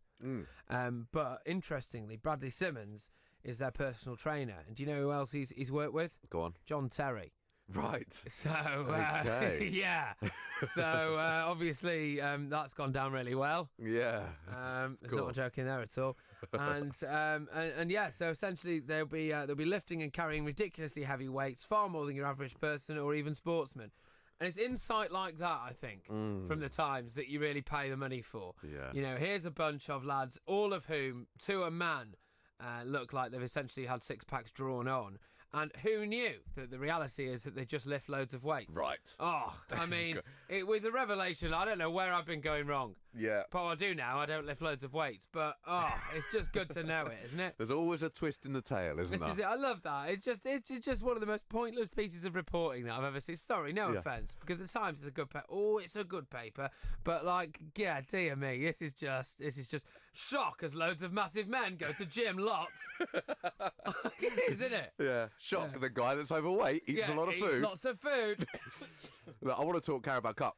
There's a lot of fixtures, of course, tonight. A lot of fixtures tomorrow. An interesting one for you tonight. Everton take on Watford. Of course, Silva against his former club. Silva needing a result. Let's get interrupted by Gary Neville. I actually was just going to do a Silva impression. In fact, let's hear from Marco Silva. Or Gary Neville. Or whoever. Our ambition was clear to come here and to win the game, to have 2 wins in a row, and to prepare well the next one at home. First to the Carabao Cup and after to the Premier League, but it's what it is. And unfortunately, we didn't achieve what we wanted. Marco Silva there. We can produce anyone. Who do you want to hear from now? Oh, Go on, just give me a random name. Unai Emery. I want to hear from Unai Emery. Let's hear from Unai. Come on, Unai. Right. It is not foul. And who is the person take that? Because if the referee watched that action in the TV, you decide. And Shearer is not going to decide what's for. What's the last bit he says? Is it Shearer? Shearer's not going to decide. Is that what he says? To be honest with you, mate, your guess is as good as mine. I mean, the thing He's was... meant to say Shaw, but it ends up saying Shearer. Right. I thought, like, Shearer can't decide. I was like, well, I mean, bless Alan Shearer. It's not his fault. And I watched the TV as much as anybody, and, like, personally, I think he was hard done by. Right, I want to... Watching the TV. In the TV? In the TV. Sorry. Actually, we've been told to stop this. Yeah, no, the producer isn't very happy with us told right us now. in no uncertain terms We that cannot this do cannot that. continue. We So, apologise well, to... we better watch it the way that we're speaking about things. Anyway, so Unai Emery there Unai Emery. with some stuff. Yeah. So, yeah, Carabao Cup. That moves us on nicely to the Carabao Cup. Quique Sanchez-Flores, in fact, so Marco Silva, look, this is a big game for him, of course, against his former club. They are under huge pressure. He is under huge pressure at the moment. However, Quique Sanchez-Flores says there is plenty to look forward to this season for Watford. In life in general, football of course also the same, is the most important thing is to believe in the things you can see. Because believe in the things you see is really, really easy. So it's like a fight or something like this. The fight consists about to believe in things you don't see. There you go, quite deep from Quique Sanchez. Yeah, I had a coach at school once who was like, it's not the size of the dog in the fight, it's the size of the fight in the dog. It's a bloke who had never managed a team in the Manchester Schools Cup before, when it very much is about the size of the dog in the fight. Let me tell you that much. Yeah, size. Yeah, there's nothing like rocking up to play a game against Aldershot High and it looks like there's 11 Billy Vunipolas. And to be honest with you, mate, you don't come away with a result. No. No, never. No, indeed. So, Watford, who have actually had an upturn in form, although they haven't won in the Premier League yet. Of course, the last 3 games, 3 draws, 2 clean sheets, importantly. So, you feel like they're now starting to have a bit of positive momentum. Does this matter, the fact it's a Carabao Cup game? Do either team really care? I think it does matter because in this particular case, it is something that might be able to kick-start something. So, Watford, for example, they just need that win, don't they? They need to taste victory. Yeah. So, yes, I think in that case it does matter for them. And for Marco Silva, I guess it's a case of you sometimes see a cup run can help a team and help a manager, certainly when things aren't going so well in the Premier League. Look, exactly right, and I think that it is a case for Everton of again needing just to get the ball rolling in that respect. And yeah, you never know. What a good cup run can work wonders, can't it? And it can keep the fans on side. And if I was at Everton now, and I was in a position of power, then I think I would be focusing on the cup competition because it must be absolutely devastating for their fans to watch what Liverpool are doing. And actually they need a little bit of joy, don't they? Quique Sanchez-Flores, he also criticised VAR. It's not some robot saying it's A or B. It's people deciding what they see. And I was thinking that in English football, interpretation of the referee was really good before the VAR. And now it looks a little bit confused. That's a good point, actually, that the reputation of English referees used to be top draw. And then now, through no real fault of their own, it is being diminished because they are devolving that responsibility. Well, it is being taken off them in that respect. I actually think I've seen more inexplicable decisions as a result of VAR than I saw. You used to get the odd howler, right? Fine, okay, these things happen. You used to get that from players. You still get that from players. Occasionally, someone just has a really bad day at the office, something that you and my producer knows a heck of a lot about, right? But with VAR now, I'm seeing things on not even a weekly basis, almost on a game-by-game basis, where I'm like, well, I can see what's happened there. We can all see what's happened there. No penalty. Why? Why not? Or the other way around. And what is that? Well, this is where TMO seems to have got it right. Where it's explained on the screen, the referee's explaining it, and it always seems to be quite calm. Yeah, but it's not just that. It's like when they explain it on the screen, they just basically, they do Michael Owen's version of punditry, which is, and now we're just going to play a replay here, right? And as you can see now, the ball has hit him on the foot, and it's gone into the goal. Right, fantastic. That's what you get. That's what you get with the TMO side of things, because it's like, right, we can see there that isn't a try because his foot's in touch. Fine. But in football, it's like, we can see there that the ball has struck him on the hand on the goal line. No penalty! What? What's that? Yeah. It's like the person, we all know that person that will argue a point and say everything that makes complete sense to you, but then give you the alternative outcome. Yeah, And you're like, no, you've just argued my point. How can you still see it the other way? Yeah. It's that guy. Have you been hanging out with my girlfriend? Actually, don't answer that. Yeah. Anyway, moving on. So the fixtures tonight, of course, Everton take on Watford. City, Southampton. So this is a nice one for Southampton after losing 9-0 to go to Man City. Yeah. So the Southampton players donated their money, their match day fee, to charity. Right. So what happens if they lose 9-0 again? Do they just keep donating? I mean, this charity is going to do incredibly well. Yeah. Well, I think it's their own in-house charity. Yeah. So, yeah. I mean, I imagine so, but that's going to be a shocker for them, isn't it, really? Pep has called Southampton unbelievable professionals. He said that they were unbelievable professionals. Yeah. Do you want me to do it? Well, they are unbelievable professionals. Yeah, I thought that might have been an audio. It wasn't. They actually he just called them unbelievable professionals. Well done, Pep. Good stuff, Pep. Yeah, so fantastic, Pep. Man City, of course, taking on Southampton. Oxford United taking on Sunderland, which, again, is an interesting one, more so for myself, given that both League One, both got an opportunity to progress.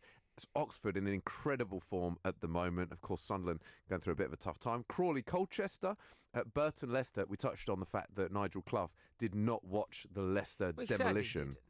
I know. Is that a classic kind of Nigel Clough, laid back, chilled kind of guy? I haven't even watched it, mate. Whereas if I came into work and said that, game at the weekend, I haven't watched it, but let's talk about it. Oh, hang on a minute.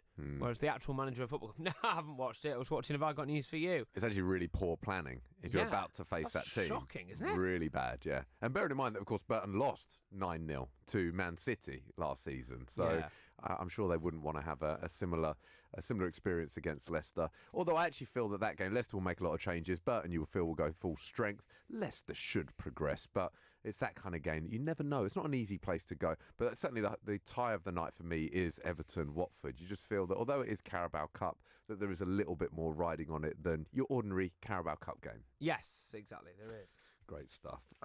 We've got lots to come this hour. Can I just run you through what it's like to be flattened by Billy Vunipola? Oh, please do. Yeah, so Billy Vunipola, obviously arguably England's greatest player. There's an article here by Richard Asherton, who's a schoolboy opponent. This is in the Times. They've tracked down somebody who was essentially mullered into oblivion by Billy Vunipola. So he was 15 years old, and he was watching his school take on Harrow. And obviously that's where Billy Vunipola went to school. He went to Harrow, and he said that whenever they played, that everyone would empty the school and go and watch just to see this guy play. Wow. And he said he was 17 years old. He was 19 stone. And they'd heard a rumour on the way to one of the matches that he was injured because he dropped a set of weights on his foot. Yeah. And then they were like, oh, brilliant. They were like singing on the coach on the way down. And they get into the warm-up and they were like, the teams came out for the warm-up and he wasn't there. And they were like, oh, sweet, we might have a chance here. And then out comes Billy Vunipola, and he was like, you had to squint because he blocked out the sun. And then they went like, right, okay. So they basically said to him, because he was the kicker, they went, right, just don't kick it straight to Billy. And he was like, but I am generous. I wanted him to find his running legs after so many weeks off. The ball thumps into his chest. Our forward pack marches haltingly towards him. He doesn't look like the type of guy who can pass, they think. Billy glances up, waits till he's near surrounded, throws a 15-metre torpedo to an unmarked winger who runs away and scores. And then the next thing that happened was they basically kicked the ball to him again. He ran through everyone and scored.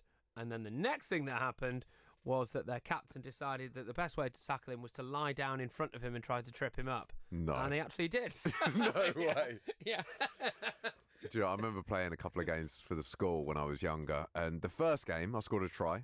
I always remember it was a ball in the corner, and it was like I used my goalkeeping skills to dive, catch the ball, and put it down for a try. So I thought, you know what, I got rugby nailed. Completed it, mate. Yeah. Second game, and I was playing fullback, and it was that moment that a Billy Vunipola type broke through, and they're sprinting at you, and it's you and them, and it was that moment where I realised rugby isn't for me. No, it's not, is it? Absolutely not for me. No. And the way in which I half-heartedly showed that I was also sort of putting in some effort, but I wasn't. I was never getting in the way of him. No. And then the criticism I got from my teammates, that was the moment I thought, actually, yeah, I'm not made for rugby. No. It's a man's game. Wow. 16 minutes past 8. Love sport. You're in leakage, you're in leakage. You're in leakage, you're in leakage. You're in leakage. You're in leakage, you're in leakage. Kenna Men. K. Pants and pads. Urine. Discreet. Leak. Masculine.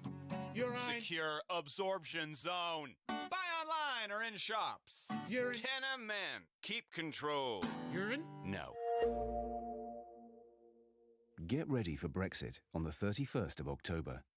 Brexit will bring changes that affect businesses in many ways, particularly if you buy from EU suppliers, sell to EU customers, provide services to EU clients, and receive customer data from other businesses in the EU. Businesses need to prepare. Find out how at gov.uk/Brexit. Get ready for Brexit on the 31st of October.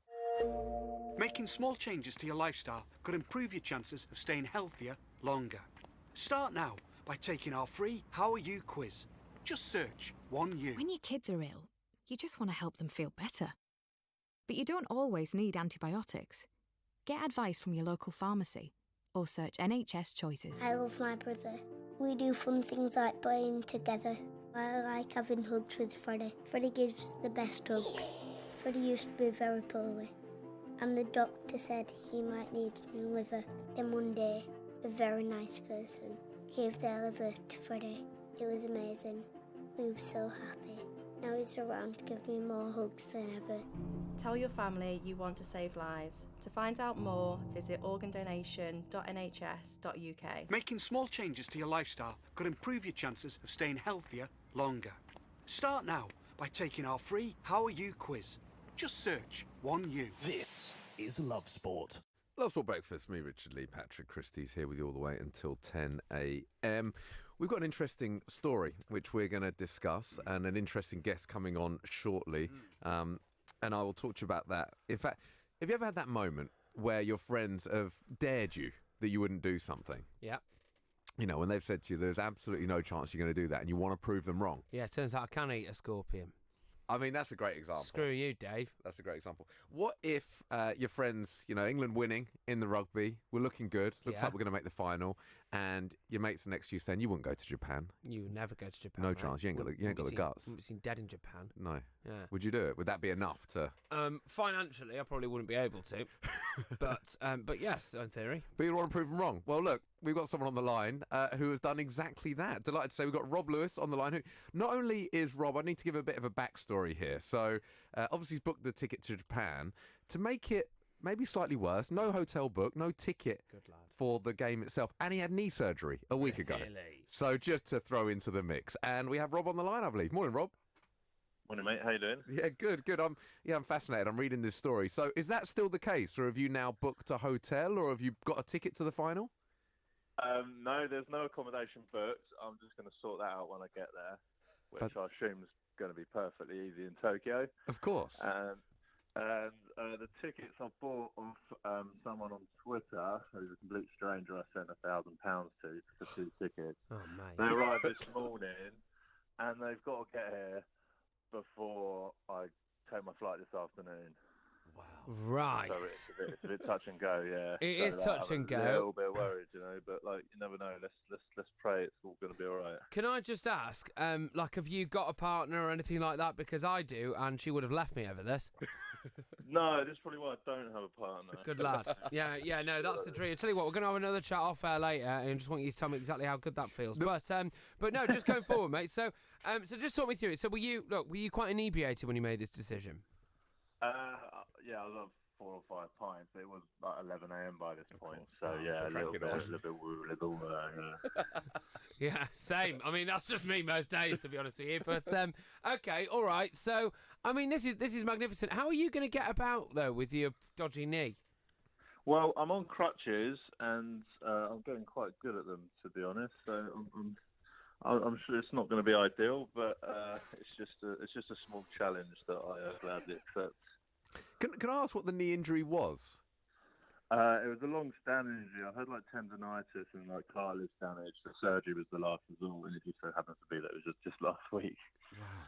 I mean, look, this is going to, all being well, the tickets arrive, all being well, you're able to find accommodation, all being well, England win the final. This will make an incredible story. It's a film. The other side of it is, and actually this is true, my co-host here last week, so you didn't buy tickets, but you bought something off Facebook, I believe. How did that go? Mate, yeah, so I bought my girlfriend a handbag for her birthday, and it turned out the company didn't exist, so, you know. I mean, I don't want to drop that one in there, but you've bought these tickets from... I've been in the spare room ever since, mate. I'll be honest with you, it's been shocking. But all right, okay. Look, so you get there and you're on your own. Do you know anyone out there whatsoever? I know a couple of Welsh fans out there, but I've no clue where in Japan they are. I've not heard from them for a while. I think they've just gone off on one after their loss.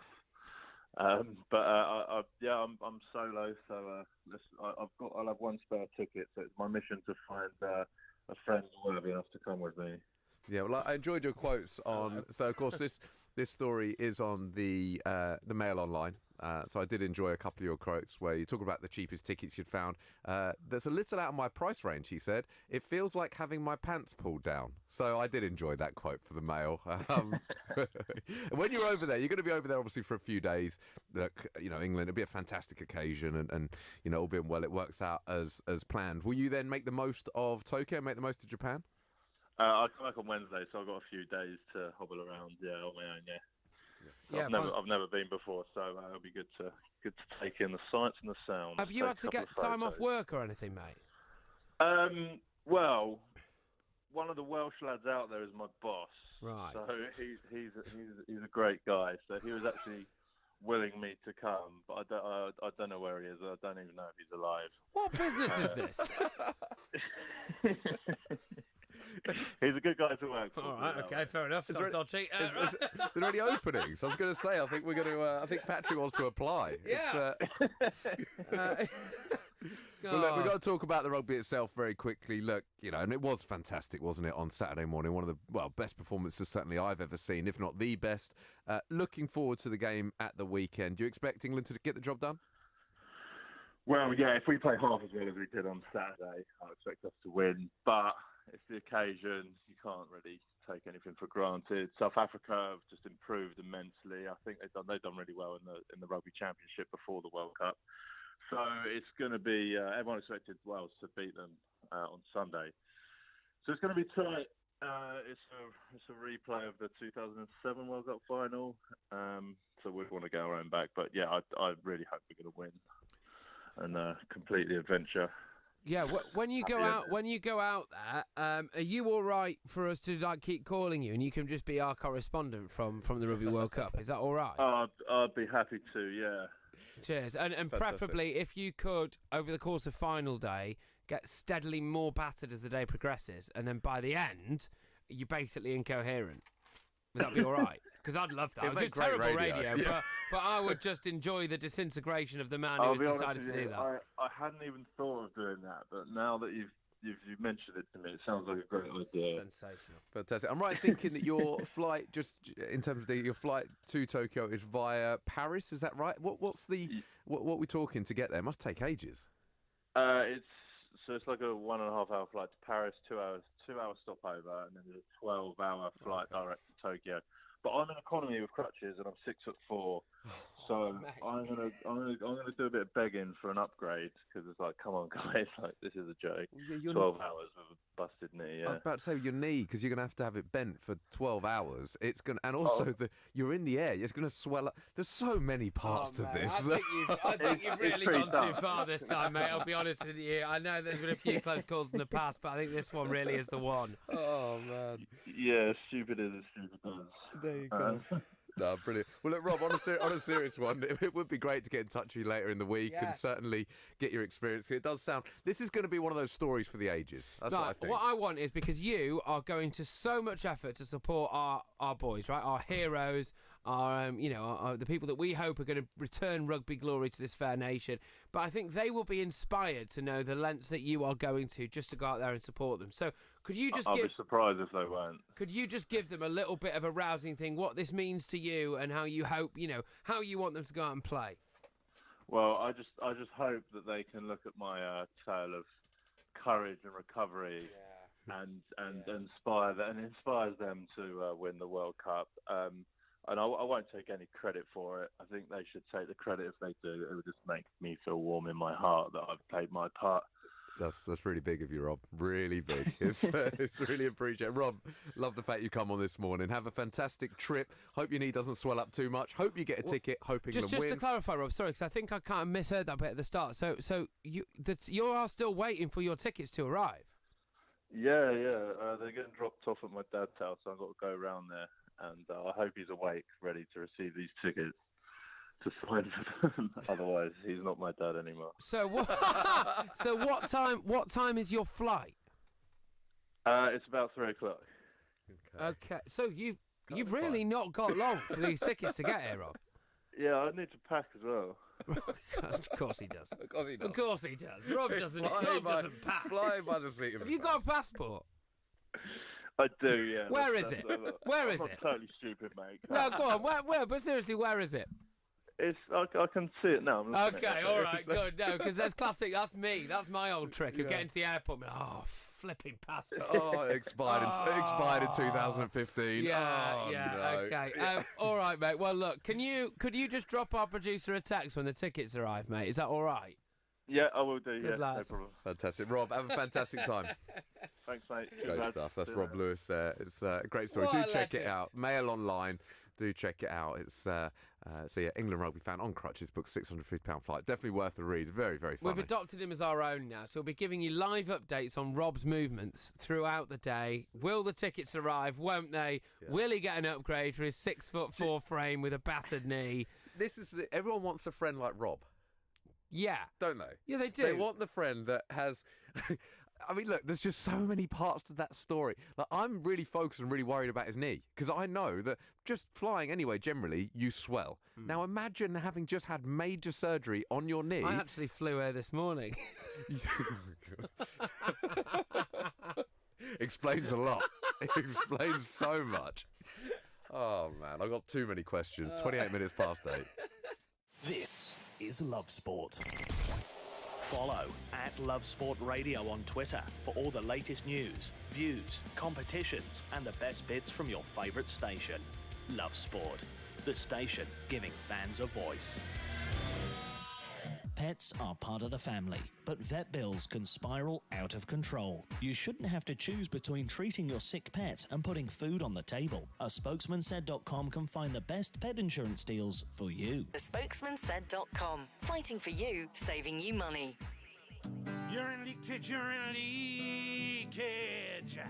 You're in leakage, you're in leakage. You're in leakage. You're in leakage, you're in leakage. Tenna men. Pants and pads. You're discreet. Masculine. You're right. Secure absorption zone. Buy online or in shops. You're in. Tenna men. Keep control. You're in. No. Get ready for Brexit on the 31st of October. This means that travelling to the EU will change. You'll need to check online if your passport is valid for travel to Europe. If you're planning on driving, you'll need to check if you have the right documents to drive and make sure your travel insurance covers all your healthcare needs. To keep your trip on track, check what you need to do at gov.uk/Brexit. Get ready for Brexit on the 31st of October. If you're driving on a motorway and you see a red X sign overhead, you need to change lanes safely. Driving in a red X lane is an offence. Red X's are there for a reason, to protect you and others from danger. The lane may be blocked by a broken down vehicle, or road workers, or the lane may be needed for the emergency services. So if you see a red X, change lanes safely. Highways England, connecting the country. As a busy mum, you're juggling loads of things. And when your kids are ill, you just want to help them feel better. But you don't always need antibiotics to help them get better. For things like sore throats, coughs and colds, you can get advice from your local pharmacy. And you don't need an appointment. To find your nearest pharmacy, search NHS Choices. When your kids are ill, you just want to help them feel better. But you don't always need antibiotics. Get advice from your local pharmacy or search NHS Choices. This is Love Sport. Love Sport Breakfast, me, Richard Lee, Patrick Christys here with you until 10 a.m. We're going to be speaking to Matt Piper, ex-Leicester, very shortly. Of course, they had their 9-0 victory, and they do have a game this evening away at Burton in the Carabao Cup. We'll be getting his thoughts on that and the tributes to the Vichai owner. And I'm not going to read out his surname, because Patrick does this. He tries to get me to read out certain names from time to time, but I think that's a little bit too far. I mean, look, I struggle with basic English surnames. Yeah. So, but no, we're going to be speaking to Matt Piper very shortly. We're going to be speaking to Graham Storm as well, professional golfer. Of course, Tiger Woods sealed a record-equalling 82nd PGA Tour victory. We're going to get his thoughts on what Tiger's legacy is. And in the next hour, we're going to be talking more rugby. Of course, Eddie Jones is once again, all over the back pages, unsurprisingly. Well, absolutely, yes. Some really interesting stuff out there today about Eddie Jones' first ever meeting with the England players, where he basically sat them down and said, I'm going to change your life. We're going to go for world number 1. We're going to go to win the World Cup. And then he dug out James Haskell and went, how's your grip strength? And he was like, well, what? And he went, because you're old and you're just about hanging on. It's quite good banter, to be fair. Yeah, good bants. Of course, James Haskell no longer in the English system. But yeah, no, it's so it just shows what Eddie Jones is all about, really. He's kind of a ruthless winner.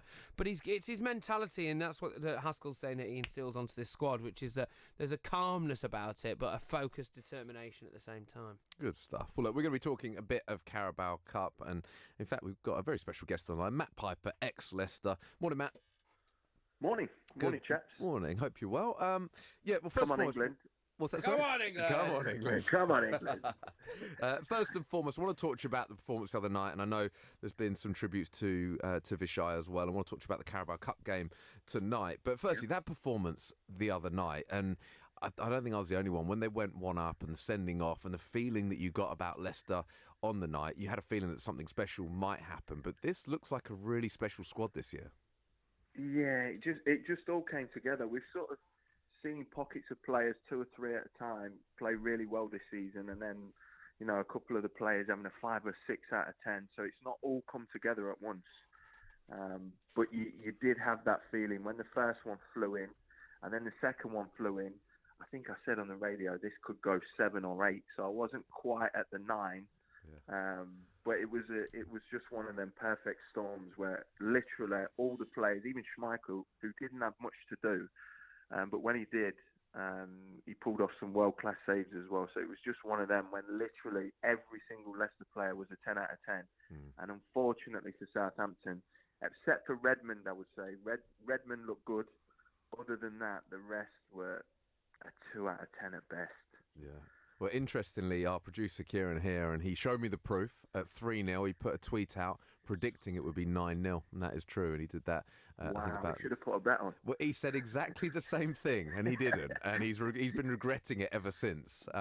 But it was. I think you're spot on in what you say, and look, by the way, their keeper made a few saves as well. They could well have been. It could well have been double figures. So, but look, on the back of that, and I suppose there's a few positives to it, a few more positives. Obviously, given that the goal difference is now as good as it is, I think as well, like a result like that. Not that I was ever involved in a game that was as heavy as that, but I could imagine now going into the next games in the Premier League, the amount of belief that must give the squad. Yeah, because it's a young squad as well, and you know, if you've listened to what Brendan said recently, especially playing against the top teams, Man United, Liverpool, he said we just lacked that little bit of belief to go on and, you know, really impose ourselves on the game, because that squad is literally littered with youngsters. And I think if they do get that belief, and you're right, a result like that can breed more belief in the squad. If they do get that belief, they really can go on to do something special this season, I think. Is that why someone like a Johnny Evans figure is so important, actually? Because he does provide that level of experience, that level of knowledge, and yeah, I suppose that belief that can come with it. Yeah, I think he's massive. He's massive for the team. Himself, Schmeichel, Vardy. You know, the great thing about the team this season is the mix of experience and youth, and that excitement that the youth are bringing to the squad. I mean, literally, Harvey Barnes, James Maddison. James Maddison actually sat a little bit deeper. It was unusual for him. Normally he plays that 10 position. He sat deeper in that game for some reason, and he really dictated play on a level that I've not seen for a while in the Premier League. I mean, you've got your Kevin De Bruyne, you've got your David Silvas. I'm not putting him on that level yet, but the boy really is a special talent. You know, someone who can control the pace of a football match, and he really did dictate play from deeper in the park. Of course, we've recently had the anniversary of the death of your owner, and there's a tribute garden that's opened in Vishai's honour last week, and I believe you visited this. I did. I went down on Sunday when it opened, and it was just beautiful. That's the only word that I have for it. So tranquil, peaceful, because it's not far. It's obviously right near the stadium, but it's quite a busy area around, you know, where the crash site was. And the fact that I was talking to staff there, the club actually gave it the green light to go ahead 23 days before it was complete on that Sunday. Oh wow! So it was more like a DIY SOS. I think some of the gardening teams from Leicester that did help out with it have been on that programme. Right. So they've had that kind of experience before to put it together so quickly. But, you know, it's just how the club have been, you know, ever since we lost Kunbishai. They've done everything with, you know, quality, class, and that garden is just beautiful. Not just for Vishai, it's for other people as well that sadly lost their lives a year ago. Yeah, look, exactly. And actually, I read an article yesterday about the fact that it's weird how these things work out. Prince William, Kate, and both their children were due to be flying on that helicopter about 2 weeks after it crashed. They were booked on to fly around with him, and I mean, it's just when you hear some stories like that as well, and you think, I mean, obviously it was terrible. Don't get me wrong, but you know, you add that into the mix as well, and it's like, wow, I remember when it came in, the news that came in, I was sat in here in the office, and it was like, wow, it was just a really staggering experience. But that's the point that you touched on there about Leicester, which is that ever since that tragedy happened, I think it's how you respond to tragedies, isn't it, that says a lot about you and about the football club, and it has just been handled with class since literally the second that it happened. And is that something that for you sets Leicester apart maybe from some other football clubs, just in the kind of feel of the place and the ethics of the place almost? Yeah, I think so. And, you know, I was, you know, ever since I've been at the club, I've been there since I was 8 years old. And, you know, it's always had that feel, especially with the staff of Leicester City. But obviously when the King Power Group came in, Kunvichai, Top, and sort of, you know, they took over the football club, that did even raise again. They are really special people. And, you know, the chief executive, Susan Whelan, she really lets that flow throughout the club, the community. They're helping the local hospitals, universities. Everyone sees in the Nationals how we get, you know, presents on seats and things like that. Just them little added touches that, you know, football owners, it's unheard of, to be honest. And they're just special people. And that's why it was such a tragic loss when it happened, and the people of Leicester felt it so much. Exactly. Just moving on from that now, and just have a quick chat about Brendan Rodgers, really, because we've spoken about the quality of the players, we've spoken about that mixture of youth and experience, but what has Brendan added to this, do you think? Well, I still talk to a lot of people at the club, and it's not just, you know, the players that he's working with. It was his whole attitude when he came in, and when you hear some of the stories, it's very similar. I can make comparisons to it with when Jose Mourinho first came into Chelsea. And he sort of had that winning mentality, and he came in and he let it, you know, breathe throughout the whole staff, the whole club. And that seems to me is what's happening at the minute at Leicester. You know, I got a good feeling at the end of last season, towards the end of last season. They didn't win every game, but he was a big presence on the side of the pitch. And even what I loved about Friday night against Southampton, he never left his technical area once. He was there. He was driving the team from the side. Because some managers, when it goes 3-4 and they think the game's won, they go and sit back on the bench, have a cup of tea, put their feet up, just tell the team to close the shop down now. We've done what we came here to do. Not him. He's at the side of the pitch, really driving the performance. And you mentioned Johnny Evans earlier. He was actually, you know, really wanting that to equal that, well, to beat that Premier League record of Man United's 9-0. When it got to 5 and 6, he was saying to Vardy and the rest of the team, we can get the record tonight. and he was annoyed when Maddison stuck that one in the top corner from his free kick, and he went and celebrated because he told the lads at half time, no celebrating goals, just get back, we want that record. Wow. And the team are really pushing this season. I think they really do want that top four, and hopefully they'll start to believe it. Yeah, well, it seems like the mentality's spot on, and I guess that then leads on to tonight's game, which could be a potential banana skin. I'm sure that Brendan Rodgers will make changes, of course, being the Carabao Cup, but you would feel that they'll have enough to get past Burton? I think so. He definitely will make changes tonight. He normally does leave in a couple of, first 11 players. He's done it in the last few rounds, and Didi, Vardy even on occasion. Maybe a Johnny Evans or a Soyuncu. He still leaves a little bit of experience in there, but he will play some of those fringe players. But unfortunately for Burton, those fringe players would probably get into a lot of other Premier League sides. The squad's that good at the minute, and it's that deep. So on paper, you would suggest that Leicester will win it and go through to the quarterfinals, but you never know in the cup, do you? No, exactly. And look, I know a lot's being made of the likes of Maddison and links elsewhere and things, and obviously Harry Maguire did decide to make that move over the summer. I'm looking at it now, and this is coming from a Manchester United fan. Like, if I'm James Maddison, do I leave Leicester for Manchester United, really? What do you reckon? Well, I spoke about this last night on the radio, and someone else posed the same question. And for me, the manager that you've got, the club that you're at, I've just told you the history of the club in recent years and how good it is and what a place it is to be. I think you've got a manager in Brendan Rodgers that really can develop young talent. And I would be looking at him, if I was James Maddison, and thinking, I'm staying with this manager for another year or two, really get to the top of my game, because he's the guy that can get me there. So Man United, under Solskjaer, he started to pick up of late, but will it last? I don't know.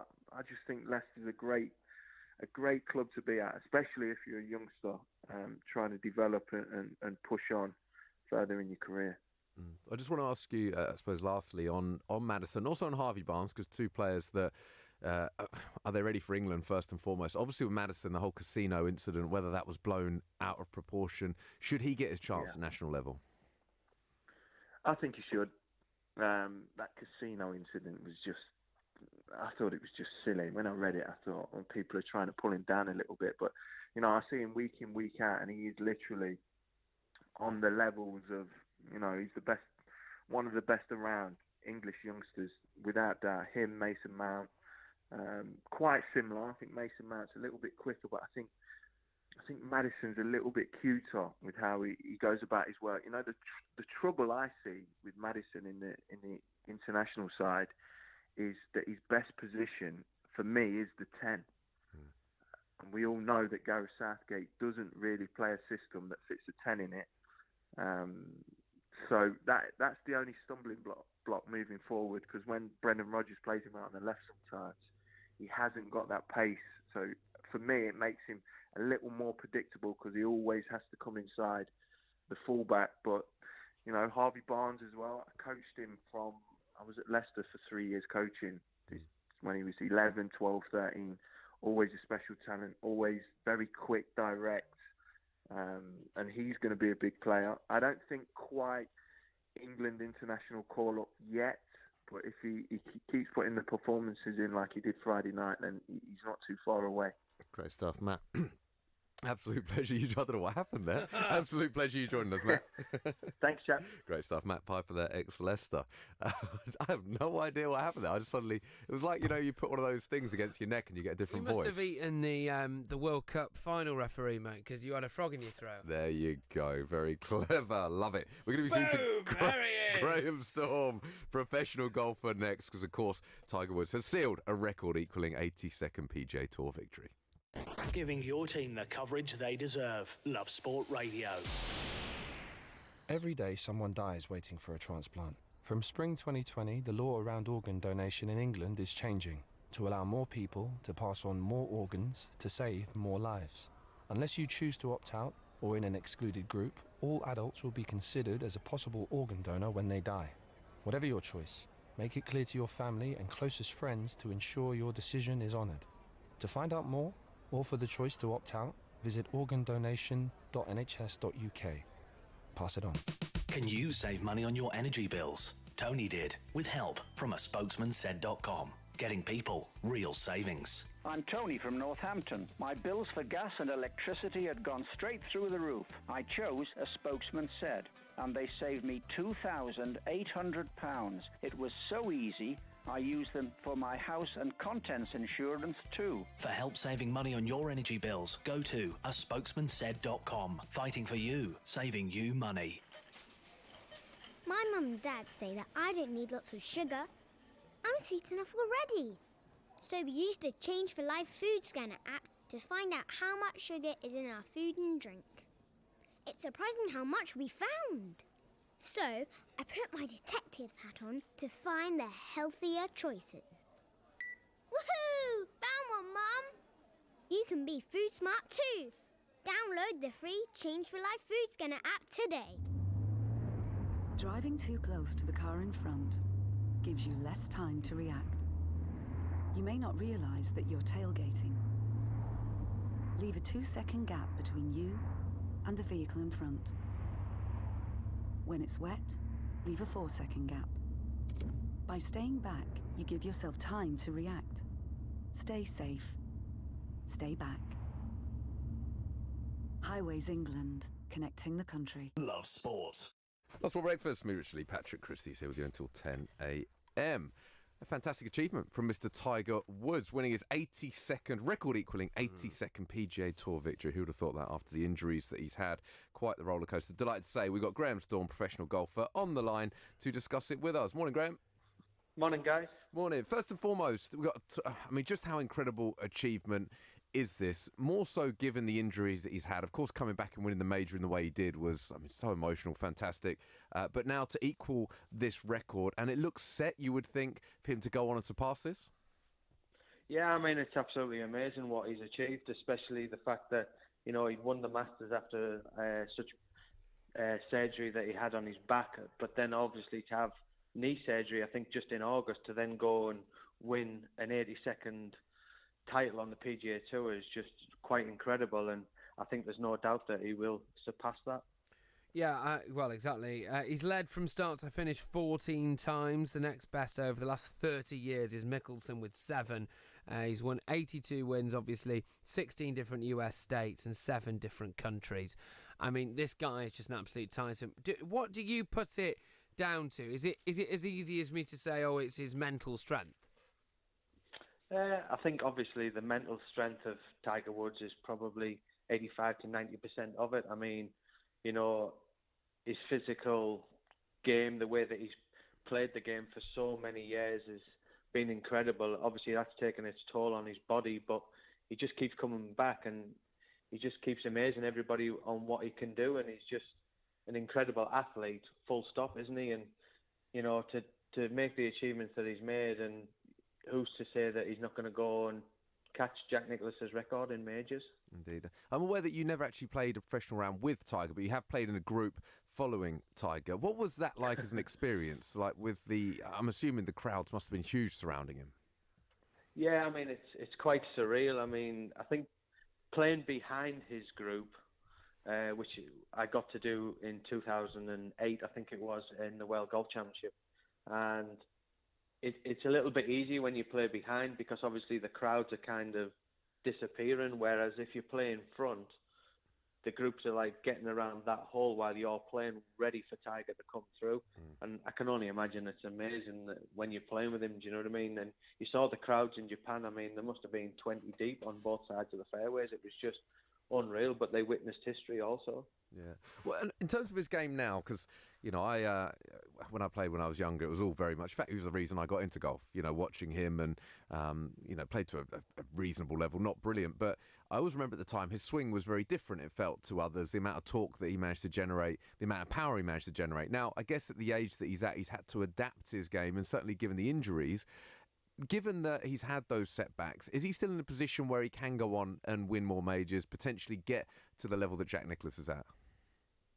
I definitely think so. I mean, he's not doing too bad. There's not much problems in the way that he's swinging the club right now. I mean, everything looks in great great positions. The golf club's moving through space perfectly. You know, his arms are in a good play, and he's swinging the club really, really well. Probably better than when he was younger. Obviously, he was fitter and more flexible when he was younger. But since the surgeries that he's had, everything seems to have tightened up. And like I say, the club's moving in a good position, and he's hitting shots at will, really, to be honest. And I think he's driving the ball better than he probably did in his heyday. So there's no reason why he can't catch up Jack Nicklaus's record. I mean, it would be amazing if he did it, wouldn't it? You know, in his 40s now, I think Jack Nicklaus won his last major at the age of 46. So, you know, he needs to crack on. But I think he's just an amazing athlete, and I think everybody's just in awe of what he's achieved. Yeah, absolutely. I mean, I suppose one of the only question marks has been his, lack of success, I guess, in the Ryder Cups, where ordinarily they haven't gone his way. Is that anything to do with the fact that he is an individual? Do you think he would struggle in a team sport?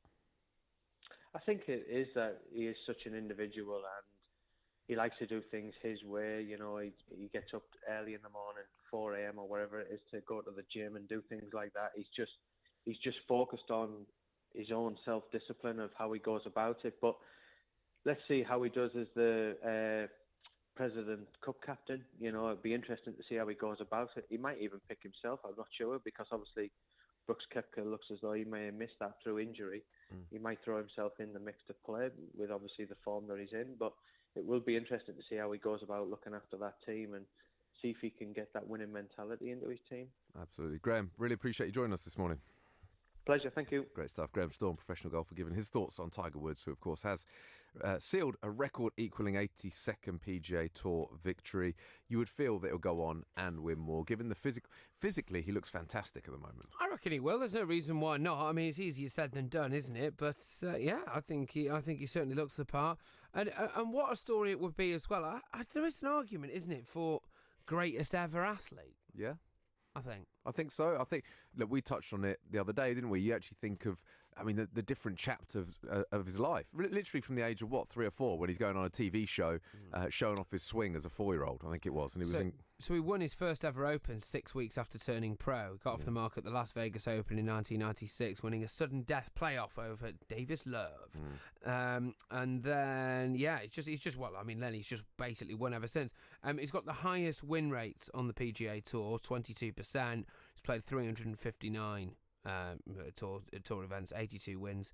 The second one is Hogan, who's 21.3% win rate, but he's played 59 fewer tournaments. So yeah, not a bad return. Yeah, absolutely incredible. Another interesting story today involves the Curry brothers, doesn't it? Just it does. Let me tell you about all that. Absolutely, the Curry brothers. Yep, absolutely. You got Vindaloo. Oh, here we go. And chicken.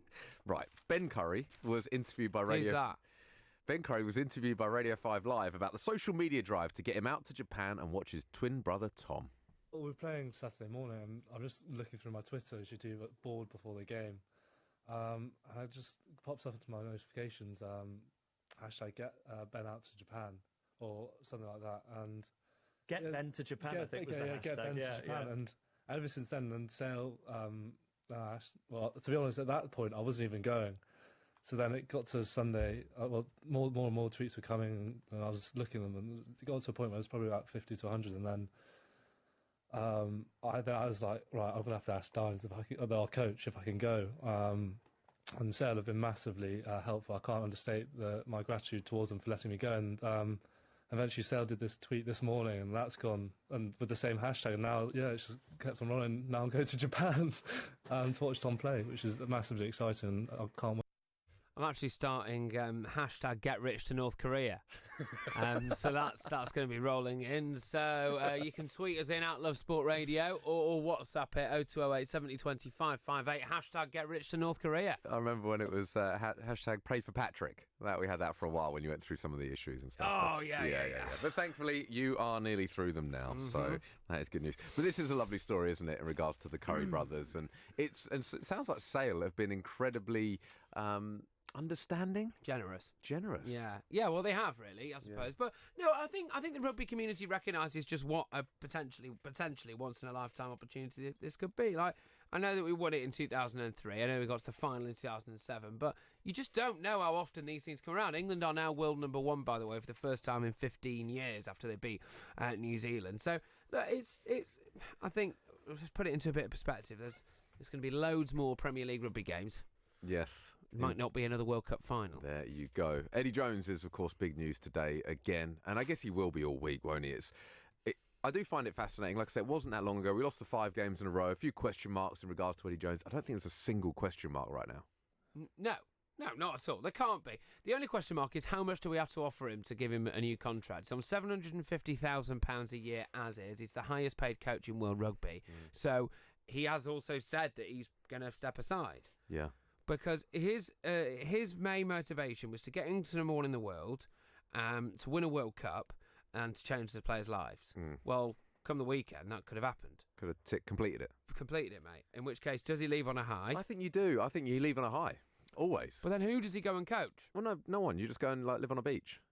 Do you reckon? Once you've done everything, finish on an absolute high, be a legend, maybe every now and then, rock up and do a little interview or do a little punditry gig, and just just no one can ever criticise you again. New Zealand. Yeah, maybe. 3 minutes to 9. Love sport. Get ready for Brexit on the 31st of October. Brexit will bring changes that affect businesses in many ways, particularly if you buy from EU suppliers, sell to EU customers, provide services to EU clients, and receive customer data from other businesses in the EU. Businesses need to prepare. Find out how at gov.uk/Brexit. Get ready for Brexit on the 31st of October. I'm Leslie from North Essex. I couldn't believe that after 5 minutes I'd saved over £900 on my energy bills. When my car insurance was then due for renewal, I went back to a spokesman said and reduced my premium by over £500. I thought that my home insurance was expensive. When I shopped around on a spokesman said, I saved a staggering £1,100. I've saved £2,500. I cannot believe it was that easy. A spokesmansaid.com. Fighting for you, saving you money. How are you? How are you really? Modern life can be busy, and sometimes it's easier to look after others before looking after yourself. But there's only one you. And making small changes to your lifestyle now could improve your chances of staying healthier longer. So take the first step to a healthier you with our free How Are You quiz. See how you score and get personalised tips and support. From how to eat a little healthier to turning a 10-minute walk into exercise. Just search 1U. You probably think you're pretty good at multitasking behind the wheel. I mean, you have to multitask to drive. So what's wrong with checking your phone? The thing is, your brain simply doesn't work. Even a quick look at a message, or firing off a quick reply, affects your concentration and makes you less able to react to hazards. If you use a mobile phone while driving, you're 4 times more likely to crash. Think. Put your phone away. Lost for breakfast. Me, Richard Lee, Patrick Christys here with you until 10 a.m. We've got a special guest in the next hour, a former teammate of mine, Mr. Sam Saunders. Of course, he is now the Brentford B assistant. Brentford winning last night, 3-1 away at QPR to sit 12th, but only 4 points off second. It's so congested, that top half of the table. Lots of good teams. And I feel like Brentford are now coming into some real form, that the pieces of the jigsaw are all in place. It was a good result last night. Brilliant result. Massive result. Of course, against Mark Warburton as well, who was their previous manager, who is now the QPR manager. But that felt good, didn't it? Oh, it must have felt sweet. Yeah, take that, Mark. So sweet. Yeah. In fact, Mark is a regular on our show, who we really appreciate. So we do, actually. We feel very sorry for QPR, of course. Sorry, Mark. You can get in touch, 0208 7020 558 on WhatsApp, at Love Sport Radio on the socials, or on YouTube. Just look up Love Sport Breakfast. On digital radio, online, mobile and smart speaker. This is Love Sport News. From the Sky News Centre at 9. A leaked report on the Grenfell Tower disaster says there'd have been fewer deaths if the London Fire Brigade had responded differently. It criticises the way bosses told residents to stay in their flats, but praised firefighters themselves for their bravery. 72 people died in 2017. Nabil Choucair lost 6 family members. Lessons need to be learned, and unfortunately we lost our loved ones, and we don't want anyone else to lose a loved one in order for it not to happen again. The brigade says it'll comment when the full report's out tomorrow. Boris Johnson's expected to call on MPs once again to support his bid for a pre-Christmas general election in order to break the Brexit deadlock. The PM's put his deal on hold ahead of a vote later to go to the polls in December in his fourth time of asking. A British man's had his foot bitten off and another is seriously injured following a shark attack in Australia. The pair in their 20s were snorkelling in the popular Whitsunday Islands at the time. Search efforts are being stepped up for a 21-year-old British backpacker who's gone missing on an island off Cambodia. Nearly 150 police, navy and military officials are now involved in looking for Amelia Bambridge. Hannah Dawn Cooper from Leeds has gone to Koh Rong as part of her travels. It's quite strange because coming to the island it feels very safe here, but seeing the posters when I got off the boat and reading the news articles made me feel quite unsettled and like I should be a bit more cautious about where I go and just have my wits about me. Scientists in China have found common painkillers could help with symptoms of depression. A review suggests anti-inflammatories were 52% better at reducing the effects than a placebo. And a study's found 2.3 million UK households owe an average of £115 to their energy supplier before winter begins. It says over a third of us are concerned about paying our tariffs during the period. That's the latest. I'm Tanya Snuggs. This is Love Sport. Time is money. Or so money says. Well, money. I know you like to dictate every hour of every day, add to my to-do list and throw the odd spanner in the works. But not anymore. This is my business, and I run it on my watch. I'm in control now, money, and times are changing. Save time with instant business invoicing, now on the Barclays app. Search Barclays Business and make money work for you. Must have a Barclays business account. T's and C's apply. Love Sport Radio. On digital radio, online, mobile and smart speaker. This is Love Sport Breakfast with Richard Lee and Patrick Christys.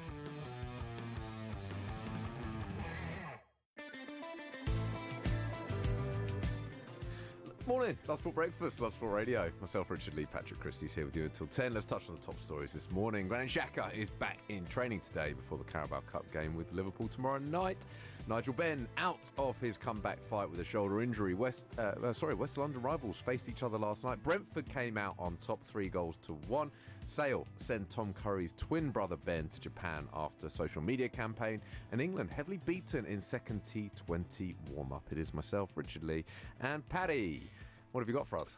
Well, Dickie, I have got a story about James Haskell. James Haskell has been speaking about the very first time Eddie Jones ever took, or ever really spoke to, actually, the England players. Just first, England's win percentage under Eddie Jones.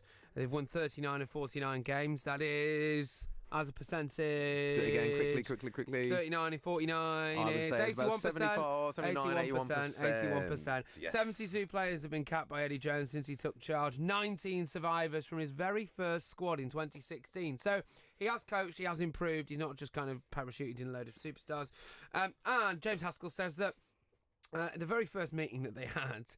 and it was sat in their usual room at their training facility in Pennyhill Park. The lads took up their favourite places. He said it was me at the back with Danny Kerr and Dylan Hartley, sitting on the front row squinting because he'd forgotten his glasses. And then he goes, Eddie Jones looked at me and asked, "How's your grip strength, mate?" And I said, "What do you mean?" And he said, "'Cause you're old and just about hanging on in there, mate." Everyone laughed. It's the first meeting and it set the tone for our relationship. He said it made it clear what he expected us to do, and he basically just said, we're going to be world number one, which they now are, we're going to win the World Cup, which they now are, and we're going to change your lives, which undoubtedly they will. He made it clear what he expected from them and reinforced that every single day.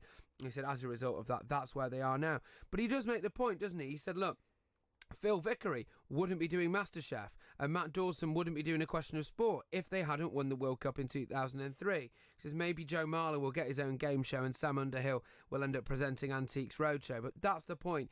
These players are actually playing for more than just, the idea of winning the World Cup and all that kind of stuff, which is clearly their main motivation.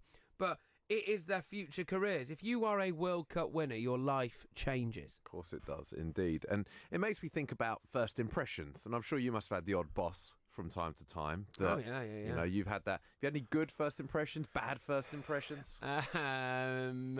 Yes, yeah, I've had a few. What ones that I've given off or that they've given off? Ideally them, but I'm sure you've I made had one at the Express. I'll remain nameless, and I'd been there a week, and I'd not met him yet. And then I got a text message from an unknown number saying, I need to meet with you in the office in this room at this time.